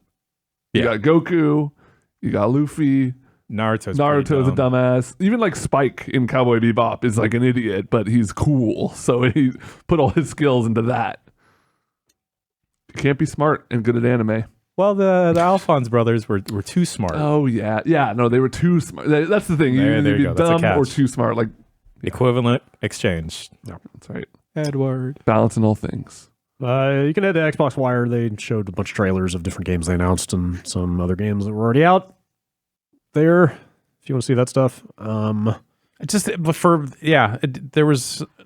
I read some people that went to that thing, and there was some other reporting around it that I saw out there that just that event sounded kind of weird. There was a lot of just like, here's a bunch of kiosks for games that are already out. Thanks for coming, type stuff. Like it just seemed like maybe that event is a little half baked. That's unfortunate. Like the announcements are not, obviously these aren't like E3 scale announcements. I think some people were looking for like one more Scarlet bit here. But like, they didn't have it. What detail is like minor enough to announce here? Well, so that's the big thing. enough to satisfy like, there's people. your chicken and egg problem. Right. Like that, you shouldn't. If you're thinking about it in terms of we should only announce minor stuff here, then then why does the event exist? Sure. I think the answer is they got to start somewhere. But this doesn't. So does not sound like something that was on the level of like a PlayStation experience or something like that in terms of available products for people to come and play. Oh, you know what? I did have the thought earlier about Stadia that I wonder if like they've got a year until the consoles are out, but I wonder if they felt some urgency to get that name out there and get it in some people's hands before those consoles really start getting announced and shown properly. Yeah. Like before, you got to do it before E3. Right. You got to do it before like even the leaks start coming out. Right. Or even, like going by what happened last time, like we're like 3 months off from the timing of the PS5 announcement if they follow that exact script again. Oh, fuck. It was like February of the year the PS4 shipped that they announced it. So like maybe just Google wanted to get out in advance of all that stuff. But I wonder if it is just straight up xCloud. Like if you think about that's like possible. similar services and stuff, if they're like, okay, if we get out here, we're reasonably sure. And I wonder how much that xCloud preview expansion of like now we got 50 fucking games. Yeah. I wonder how much of that was dictated by like, hey, Google's launching next week. Our preview service is already more counter programming interesting than their day one service. Yeah. All right, let's whip through the rest of these stories. Human Head shut down. Developer of back in the day, the original Prey. Yeah. Rune, that rude ass Viking game where you could cut all the heads and limbs off. Mm-hmm. Human Head is like a name. The Quiet Man. Just say it. Just say The Quiet Man. A different era, let's say. But also the era of the studio that just got shut down. I'm trying to recall it's the halcyon days of. I mean, they made the Prey 2 that didn't happen. Right. Well, but like Human Head is a name from back in the day of like kind of the sort of Quake and Unreal spawned studios that made games like One of those like smaller shops that was like big in the first person shooter space. Yeah. Did they ever do did they do like a Quake expansion? Did they do one of those? Might have. Like that's exactly that was like Nerve and but like that's Human Head seems like that type of studio. Right. That was or that type of lineage. I kind of want to look it up now real fast to see if I can find out. Also, they just shipped Rune 2 like hours before announcing this. Game's done. Bye. Yeah. Which is buy it or don't, I guess. I don't know. Sorry, I was just scrolling through their old games. I don't see any Quake expansions. Then forget it. Yeah, it's kind of a weird situation because they shipped Rune 2 and then shut down like immediately. Yeah. But the entirety of the studio, like they've explicitly said, every person who worked there is now an employee of a new studio owned by Bethesda. Okay. Where does that leave people who bought Rune 2? I have no idea. Like, was my understanding is like that game might need some work. I haven't tried the final version yet. I know you got to see a preview version of it. Yeah. I love the first Rune. I kind of wanted to check the new one out, but yeah, it seemed like it had some interesting ideas. It seemed, it seemed because it was unfinished. Yeah. But yeah, like I wonder, like that. Will this new studio support Rune 2? I have no idea. I haven't seen any real they just like shut down and liquidate assets, and I don't know. They sell it all to Bethesda for a song and change the name to maybe run away from some debt or something. I have no idea. Like, because that would be the thing, right? Like, why wouldn't you just buy Human Head as they tried to do some time ago? Right. And also, is that weirdly sad in a way because of like the strong arm tactics that makes this even weirder? Yeah, because there is that history where they got deep into a Prey 2 project and then the whole thing got shut down. And there was some scuttlebutt that it didn't go well in some way. I don't know. Yeah, I don't know. Yeah, but all those people still have jobs making games. It's just that they're doing it for Bethesda now. Yeah. So we'll see what comes out of that. Anthem. Hang on, let me try this on for size. Anthem Next. How about this? Anthem. Okay, I think you're mispronouncing it. That's Anthem Next. How about Anthem 2.0? Next. Anthem 2? I think they're on Anthem 1.5 already. Maybe, actually. Another Anthem. Oh. The story out of BioWare from Jason Schreier is that a massive effort is underway to basically remake Anthem as gut it and revitalize it. Those are the terms that he says people are throwing around internally to describe what they're doing.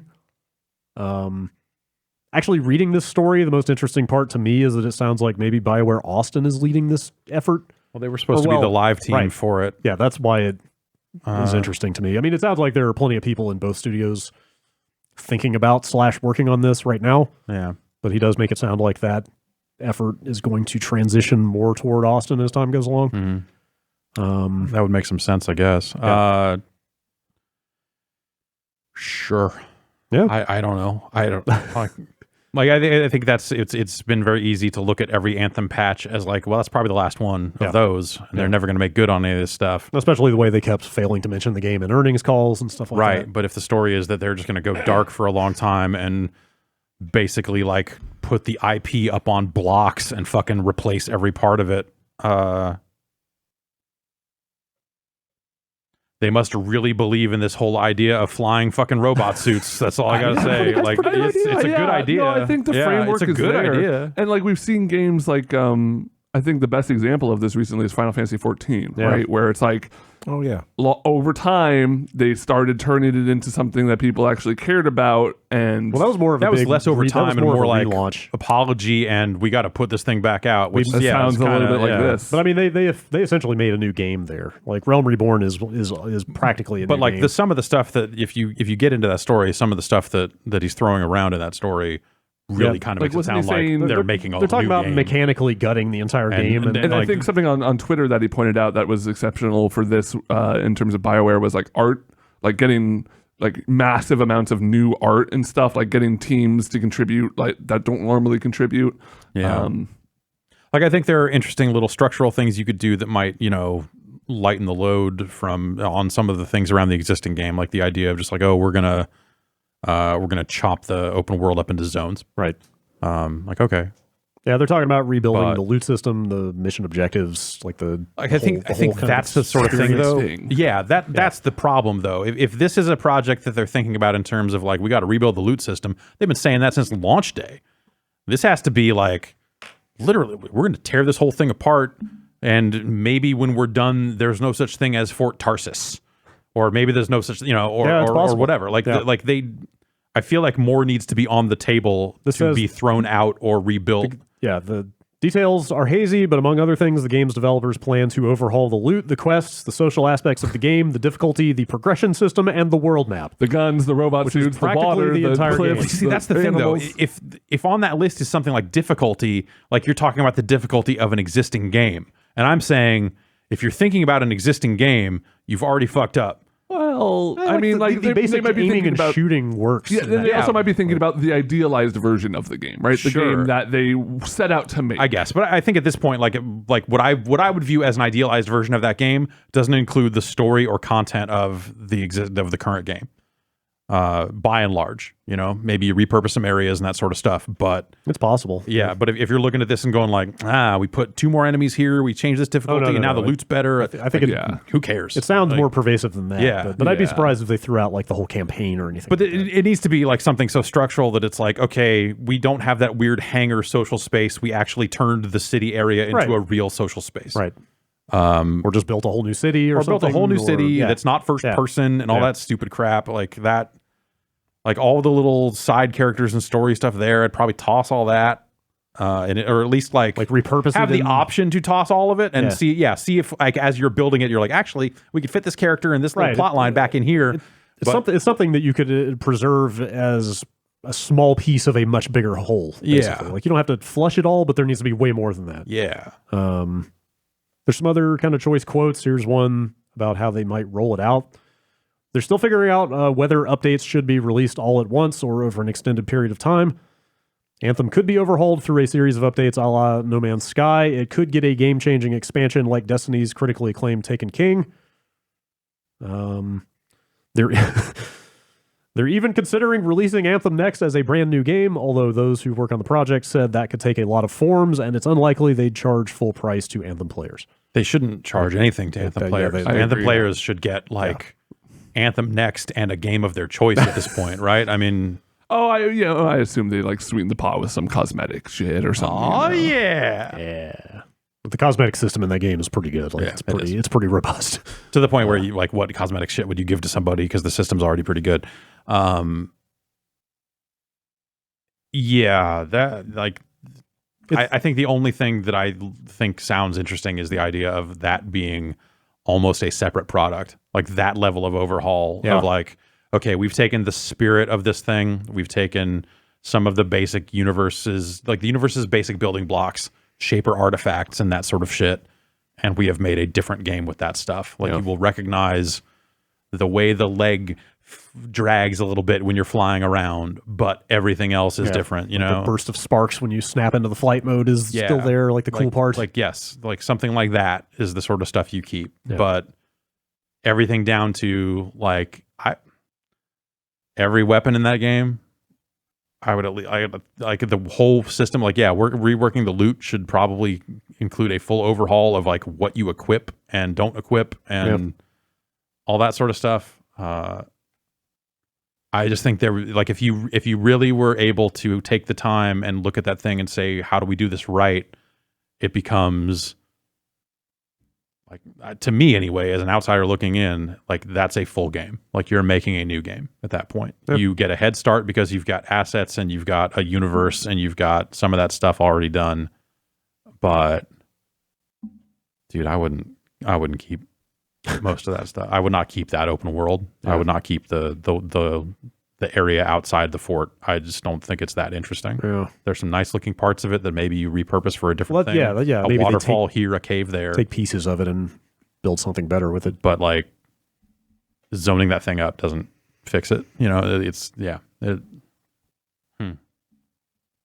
That would be an interesting problem to be able to solve. it's like to tackle. Like, okay, if you could take this thing that is full of moving parts already, But I also think that like that's it shouldn't be a series of updates, right? That should be boom, here it is. Yeah. Like you can't put out one update that say and then say, and in the future we're going to fix this. Like they've spent so much time saying in the future we're going to fix this that this has to be like a fucking full on drop. Fuck you.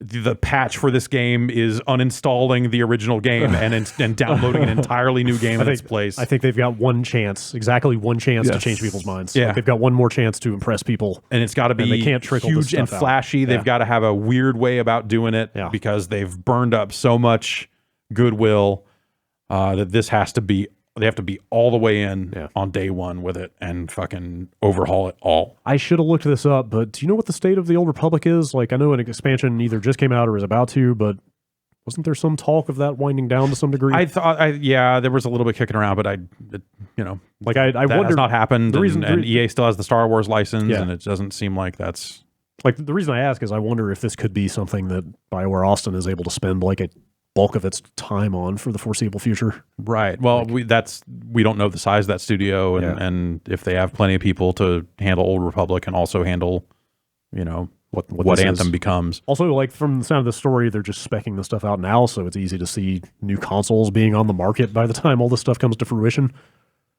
So maybe, that's what does that look like? Mess, right? Like, are you?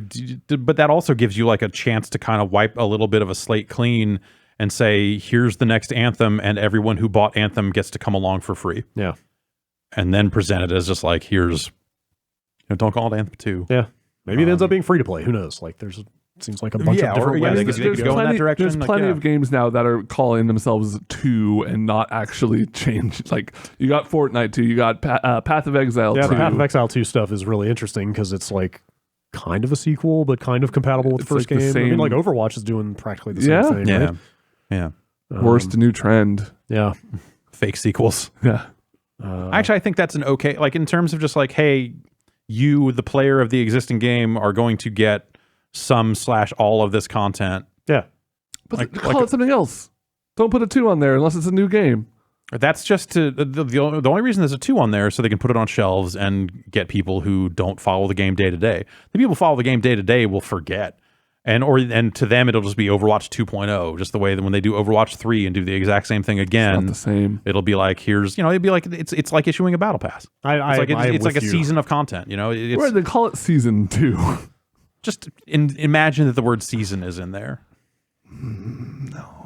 I'm with you that a full-on because I was the one saying like 9 months ago or something, hey, what's going to happen when they do Overwatch 2? And people were like, they would never make an Overwatch 2. And I'm like, bull fucking shit. They won't write Overwatch 2 on a box and put it on shelves someday. Yeah. Like, come on. And I think the way they've done it is a way that is like good for existing players. I feel like Overwatch 2 is fine. Yeah. But that's a whole nother thing as opposed to like it's in the Overwatch 1 client. And you launch it, and it's called Overwatch 2. But it's not. It's the Overwatch client upgrades to Overwatch 2. Wait, what? Like, it is not in the Overwatch. Yeah, no, I'm saying there's only one client. Yes. Why is that bad? Because it's the same thing. It's not a 2. The game you play today will be patched and upgraded with a ton of additional content for $0 additional dollars, and you can go opt to spend some more if you want to get like whatever they consider the premium Overwatch 2 experience to be. There's no downside to that. Oh, no. I'm saying Overwatch 2 is good. They should call it Overwatch 2. I'm saying like the way Path of Exile and Fortnite have done it are bad. Well, Fortnite called it Chapter 2, and that's like whatever. They're cheating. They had a giant 2. That's cheap. They knew what they were. But the chapter was small. They knew exactly what they were doing by putting a giant 2 there. Yeah, they did. And it's genius. And it is genius, and I'm mad about it. But it's like a live game. Like, who cares what they call it? I think Path of Exile is the same thing. Like, if you're going to have a live game and go for a good long time, this is better than when Marvel Heroes decided, like, we're going to put the year on the end. Or whatever, and like change the name of the game 3 times. Like, that was just clunky and fucking weird. Yeah. The Overwatch 2 stuff is fine. This is exactly what I have quietly been hoping to hear about Anthem, to be perfectly honest. Like, this is all I needed to hear to like kind of start rooting for them. Just this is exactly what I was thinking about earlier when I said people like a redemption story. Yeah. Like, Imagine the world where they turn this thing around to the extent that like a Final Fantasy 14 did or something, or even a Destiny. Yeah. Like it would be cool to have another. But Destiny didn't have to eat shit the way that Final Fantasy or Anthem did. Like Destiny 1 at its low point was not this low. Oh yeah, totally. Final Fantasy was like fucking producers yeah. walking out of there going like, oh yeah, we fucking fucked up. Yeah, totally. Like that's a story. And that was a case of like the brand not being able to withstand that level of damage, right? Yeah. Like Final Fantasy is too valuable a name to have So that. for a game that they had like scoped out to be like, well, this is going to be X amount of dollars for this many years because it's an MMO. Right. For them to have fucked it up that bad, they're like, well, we got to. They had to fix it. Either we shut it down now and walk away, or we spend more money and hope for the best, and it fucking paid off. Right, like Anthem is not some storied 30-year IP that they have to come in and fix. They could have very much just quietly walked away from it. But the BioWare name and EA's good name took too much damage from Anthem and a variety of sources, right? I mean, the EA, all the Battlefront stuff, the last Need for Speed, that they've been hit really hard. They've made some bad moves. Yeah. So I think maybe they're at a point where they're like, we can't just walk away from everything. We have to fix this. We have to make good. Yeah. Last thing real quick, just kind of almost as an aside at the end of the story, it says this. BioWare is still invested in role-playing games in addition to the much-anticipated Dragon Age 4, which BioWare teased last year. A new Mass Effect game is in very early development at the Edmonton office under director Mike Gamble, a longtime BioWare producer. I guess you gotta. So that could, who knows how far off that is. Right, yeah. I mean, if Dragon Age is like, what, 2021 or 2? They said Dragon Age is years away. I've seen a lot of Andromeda apologists popping up recently. A lot of people are like, it really wasn't that bad. It's not that good. Don't listen to those people. Yeah. I was reading a discussion of that game recently where some people were talking about doing like good and bad playthroughs of that game and talking about how absolutely no variation exists outside of the responses you give and like one, tinged line of dialogue, either positive or negative, and then everything plays out exactly the same otherwise. Like they were just making it sound like a bunch of like smoke and mirrors approximating the actual choice of a Mass Effect. Great. Like that game had deep problems outside of the bugs. But I fucking love Mass Effect, so I hope this goes well. What would you do with Mass Effect at this point? If you were Mike Gamble, let me rephrase that. I loved Mass Effect, and I'd have no idea. Yeah, Garrus side story. I have no idea. Do you think that would be? Do you think that's the smart? I mean, that's like the Half-Life Alyx move, right? Yeah, ease us back into it. Yeah. Set the bar low. This takes place between 2 and 3, and you're Garrus on some space station. Make that Citadel private eye game that we always talk about. Yeah. I don't know, but like, is that enough? God. I don't envy the people who have to make these decisions and come up with these ideas. I think they have to, like we were saying with Half-Life. I think they have to like get realistic expectations set from as many people as they can. Make something good to decent to good. And then from there, you can like really start building up that hype train for a Mass Effect 4, for an Andromeda 2. I don't think you can call it that, but for like a full Mass Effect. Sure. I just, You'd like to think that like that project only happens because there's someone there who has an idea, who made the pitch and said, that. No, I know we can do this. Yeah. And they believe in it so strongly. Like you want to at least think that there's like that deep level of like attachment and connection and passion for that thing that they're just like, I am going to fucking unfuck Mass Effect. Someone has to. It's like the Street Fighter 4 story about how they were afraid to make that game for years and years, and that Ono ended up doing it. And the thing we heard it for years after Street Fighter 3, before Street Fighter 4, was just like Street Fighter was something no one wanted to touch because everyone was afraid they would fuck it up. And no one wanted to be the guy who killed Street Fighter. Yep. So they just said, and Capcom has done this to fucking death with every franchise they have. I was going to say, oh no, saved Street Fighter so he could kill it again. Totally. Yeah, doing a great job. Champion Edition. Oh yeah. Gil, baby. Gil, that's your... the character that's banned and like nobody ever fucking played. Yeah. He's back. We're going to make right on Gil. And one more character, because that's 39. Yeah. They said it at 40. Yeah. And Bison 2. Who's it going to be? Okay. I would say, who's missing at this point? Is there? I mean, is Vega in there? Yeah, Vega's in there. Honda's in there now. Balrog's in there. Yeah. Sagat's in there. I mean, the full 16. Decapra. This is me. I'm gonna make more poop noises with my face for a while. Mike is the name of that guy who punched the other guy at the beginning of Street Fighter 2. Yeah, Mike. Not M. Bison, not Boxer, not Balrog. Mike. That announcement got me though, honestly. The Championship Edition? Because they called it Champion Edition. It was like, well, I'm going to look and see what this is. And for a minute, I was like, I can play Ryu versus Ryu now? That's crazy. Plays the bosses. This is ridiculous. And then I looked at it. I was like, oh, new V skills for every character. I don't think I can. Right. I don't actually care. Yep. Good on them. It's the exact same arc I went through. Yeah. Okay, I started to continue talking about a new Mass Effect, but no, like that. So anyway, but that's the thing, right? Is like if, or are we just going to do it? Like, well, yeah, like Mass Effect needs that. Right, that lock champion. the door. We're not leaving until we solve Mass Effect. That's right. Until we figure out. Fucking, all right, top 4 Mass Effects. Go. Wait a minute. It's does 2. Does that mobile game count? Let's 3. Top 5. 2. 1. I would say 2, 1, 3. Yeah. Andromeda. 2, right? 3, 1. Like Andromeda. I'm with you, Ben. Oh yeah, yes, that is the right order. There are things about 1 that I like that I feel like they kind of got away from, but 2. But then also driving around the Mako. 2 is the best actual game. I feel like 2 is the sweet spot. Yeah. Oh, it's so good. Yes. Yeah, I have no fucking idea what you do with a new Mass Effect because it needs to be identifiably Mass Effect, but not just reiterate the same shit they've done all Right. Because that's exactly what Andromeda did. You know, it's like here is a new Shepard stand-in who gets a new Normandy stand-in, and it's like here's this like it had like this real fucking like made for TV totally Mass Effect. Like I am like sick to death of the soft reboot and the like endlessly iterated corporate media franchise at this point. Which is another way of saying that I am impossible to please because I don't want them to do the same thing again. But you also don't want them to ruin. But I don't want it to show get too up for far a new away. Mass Effect. Right. But at the same time, you think they shouldn't do another new Mass so Effect. like, and I fully grant that I may be completely unreasonable here, but like, it's a fine line to walk. That's the hard part, right? Yeah. You want to be wowed. You want to feel the feeling that you felt when you were like, oh shit, Mass Effect 2. Like, what the? They're really doing something. But you can't just do that again and create that same feeling. But probably the right way to do that is to not make Mass Effect, is just to create some other new IP, but Anthem went the way it went.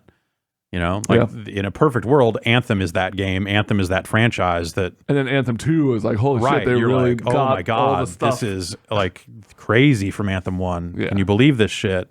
You don't have to drive the Mako anymore. Yeah. Could you imagine a world where Anthem 2 is like the most popular game on the market? Sure, I feel like that's the absolute fucked up thing. Is yes, I totally can. Like we deserve that after everything that's happened as a people, as a nation. Like,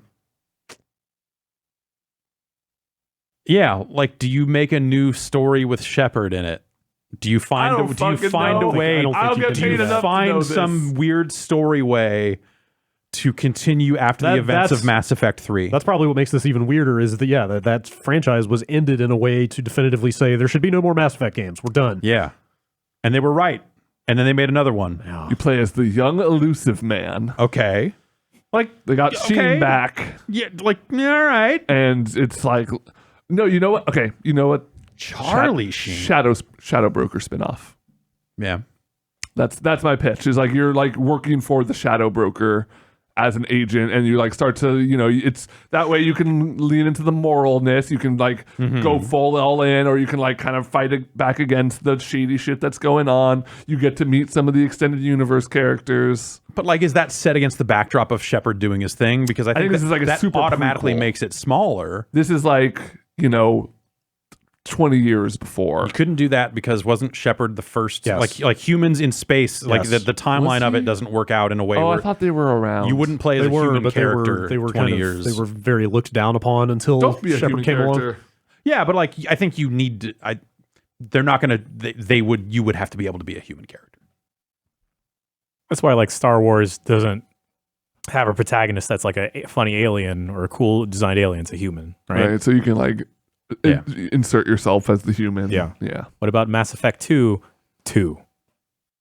Okay. There we go. Right. Now, do I have to launch it from inside Mass Effect 2, or is this its own thing?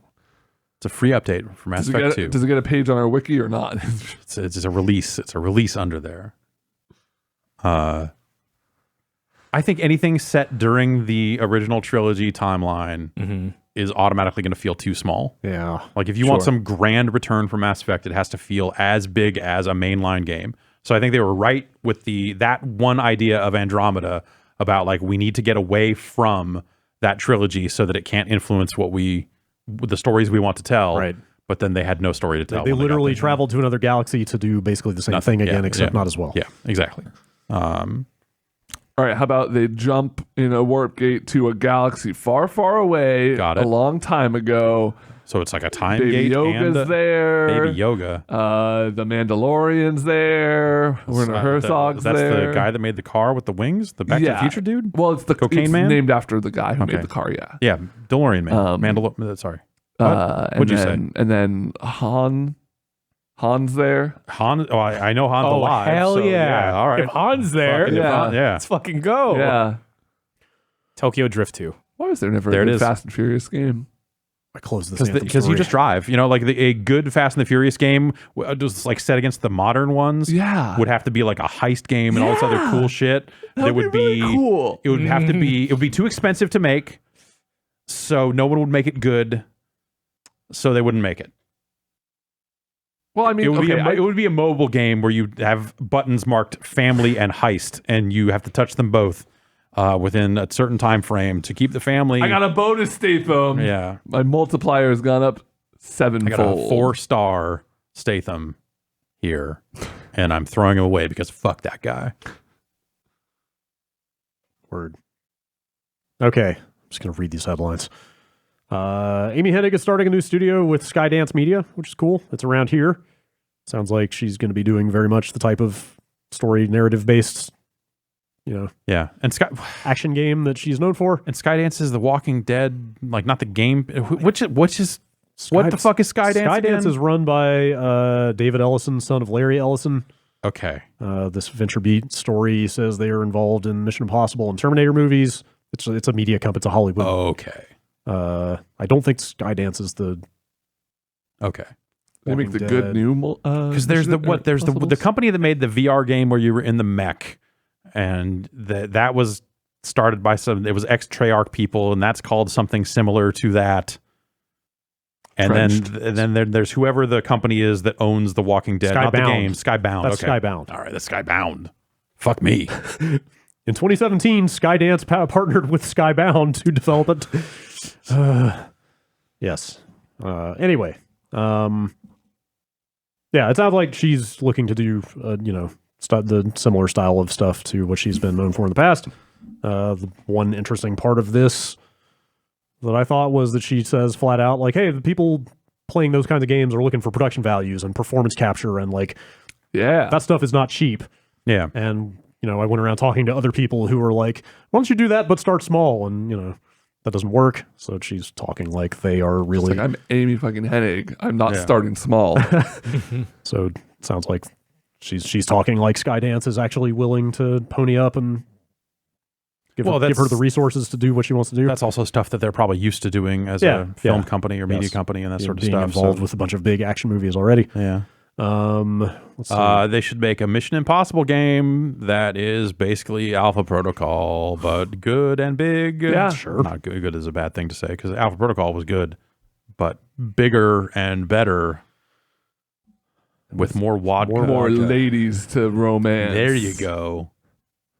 Speaking of performance capture. Yeah. Okay. We've got an offer code here. If your performance is not being captured in. We went through this Google Stadia stuff pretty much already earlier in the show, so I'm going to skip that.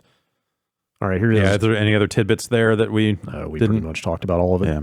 Features not in at launch, games getting added, et cetera, et cetera. All right, last news story. Perhaps my favorite news story of the year. Wow. Did you see this thing about Pokemon Sword and Shield sending Rokus into infinite boot loops? Yeah. It's so amazing.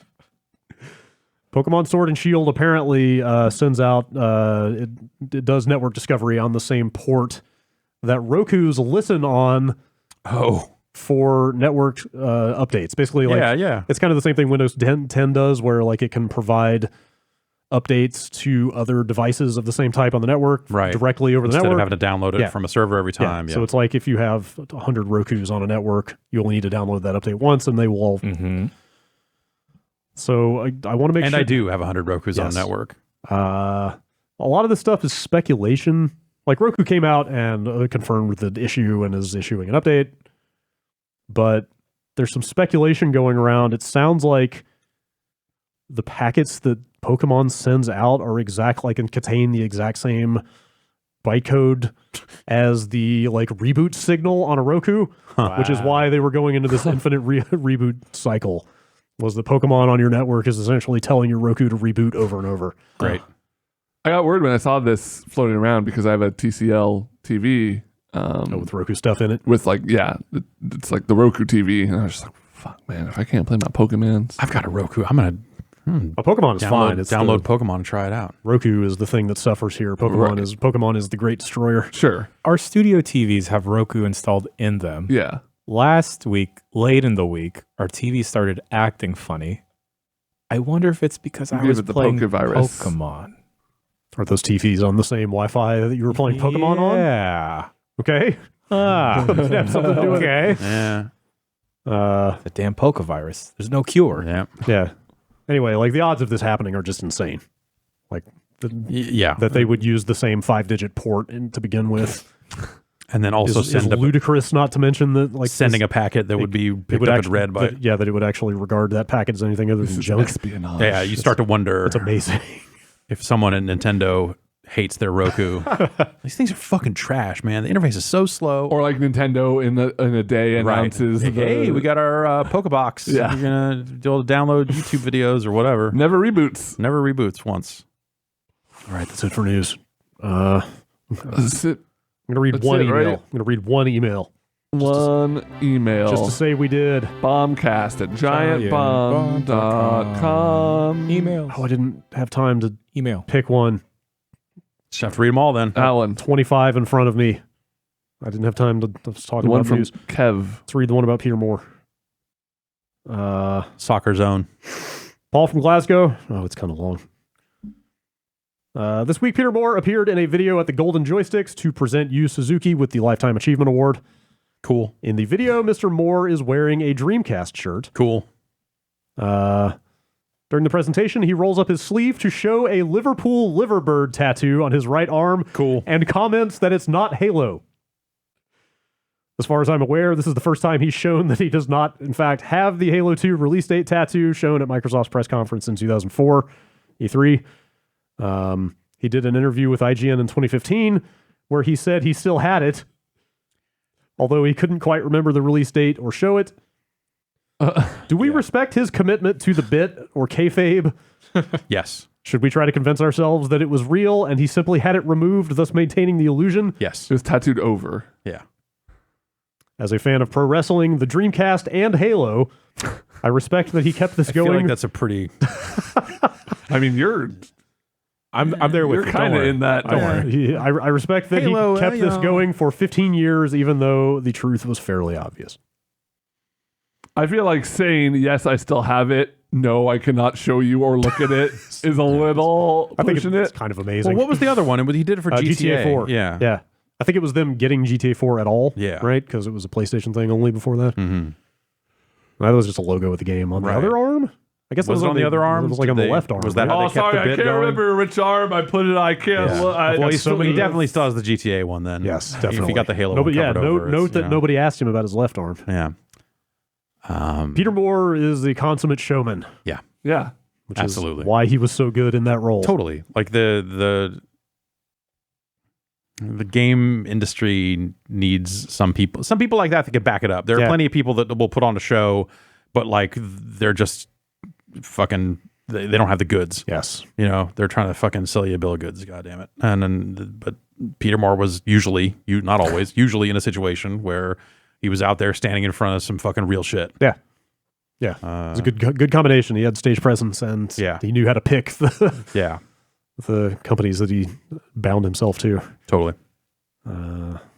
I miss him being around in games. Yeah, like even just like that spirit, even if not him directly, because obviously he's super passionate about Footy. Footy, Yes.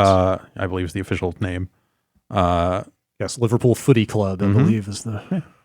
Like that vibe isn't there. Yeah. Jack Tretton had there's an Yeah. intersection And there, like a very different vibe, but like he there's had an energy. certain- It was not the same energy, but it was Yeah. an energy. Reggie, Yeah. same thing.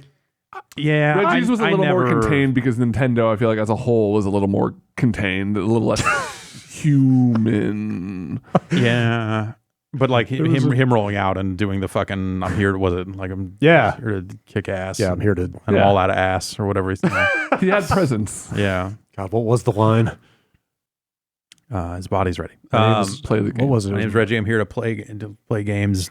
Just kick it. Yeah, Man, I can't believe I've forgotten it. yeah. I thought that was My something I name would is know. I was Rappin' Reggie, there. and I'm here to say That's I'm the here one. to game in a major way. I was the in the one. audience for that, and I can't remember. yeah. Oh, well.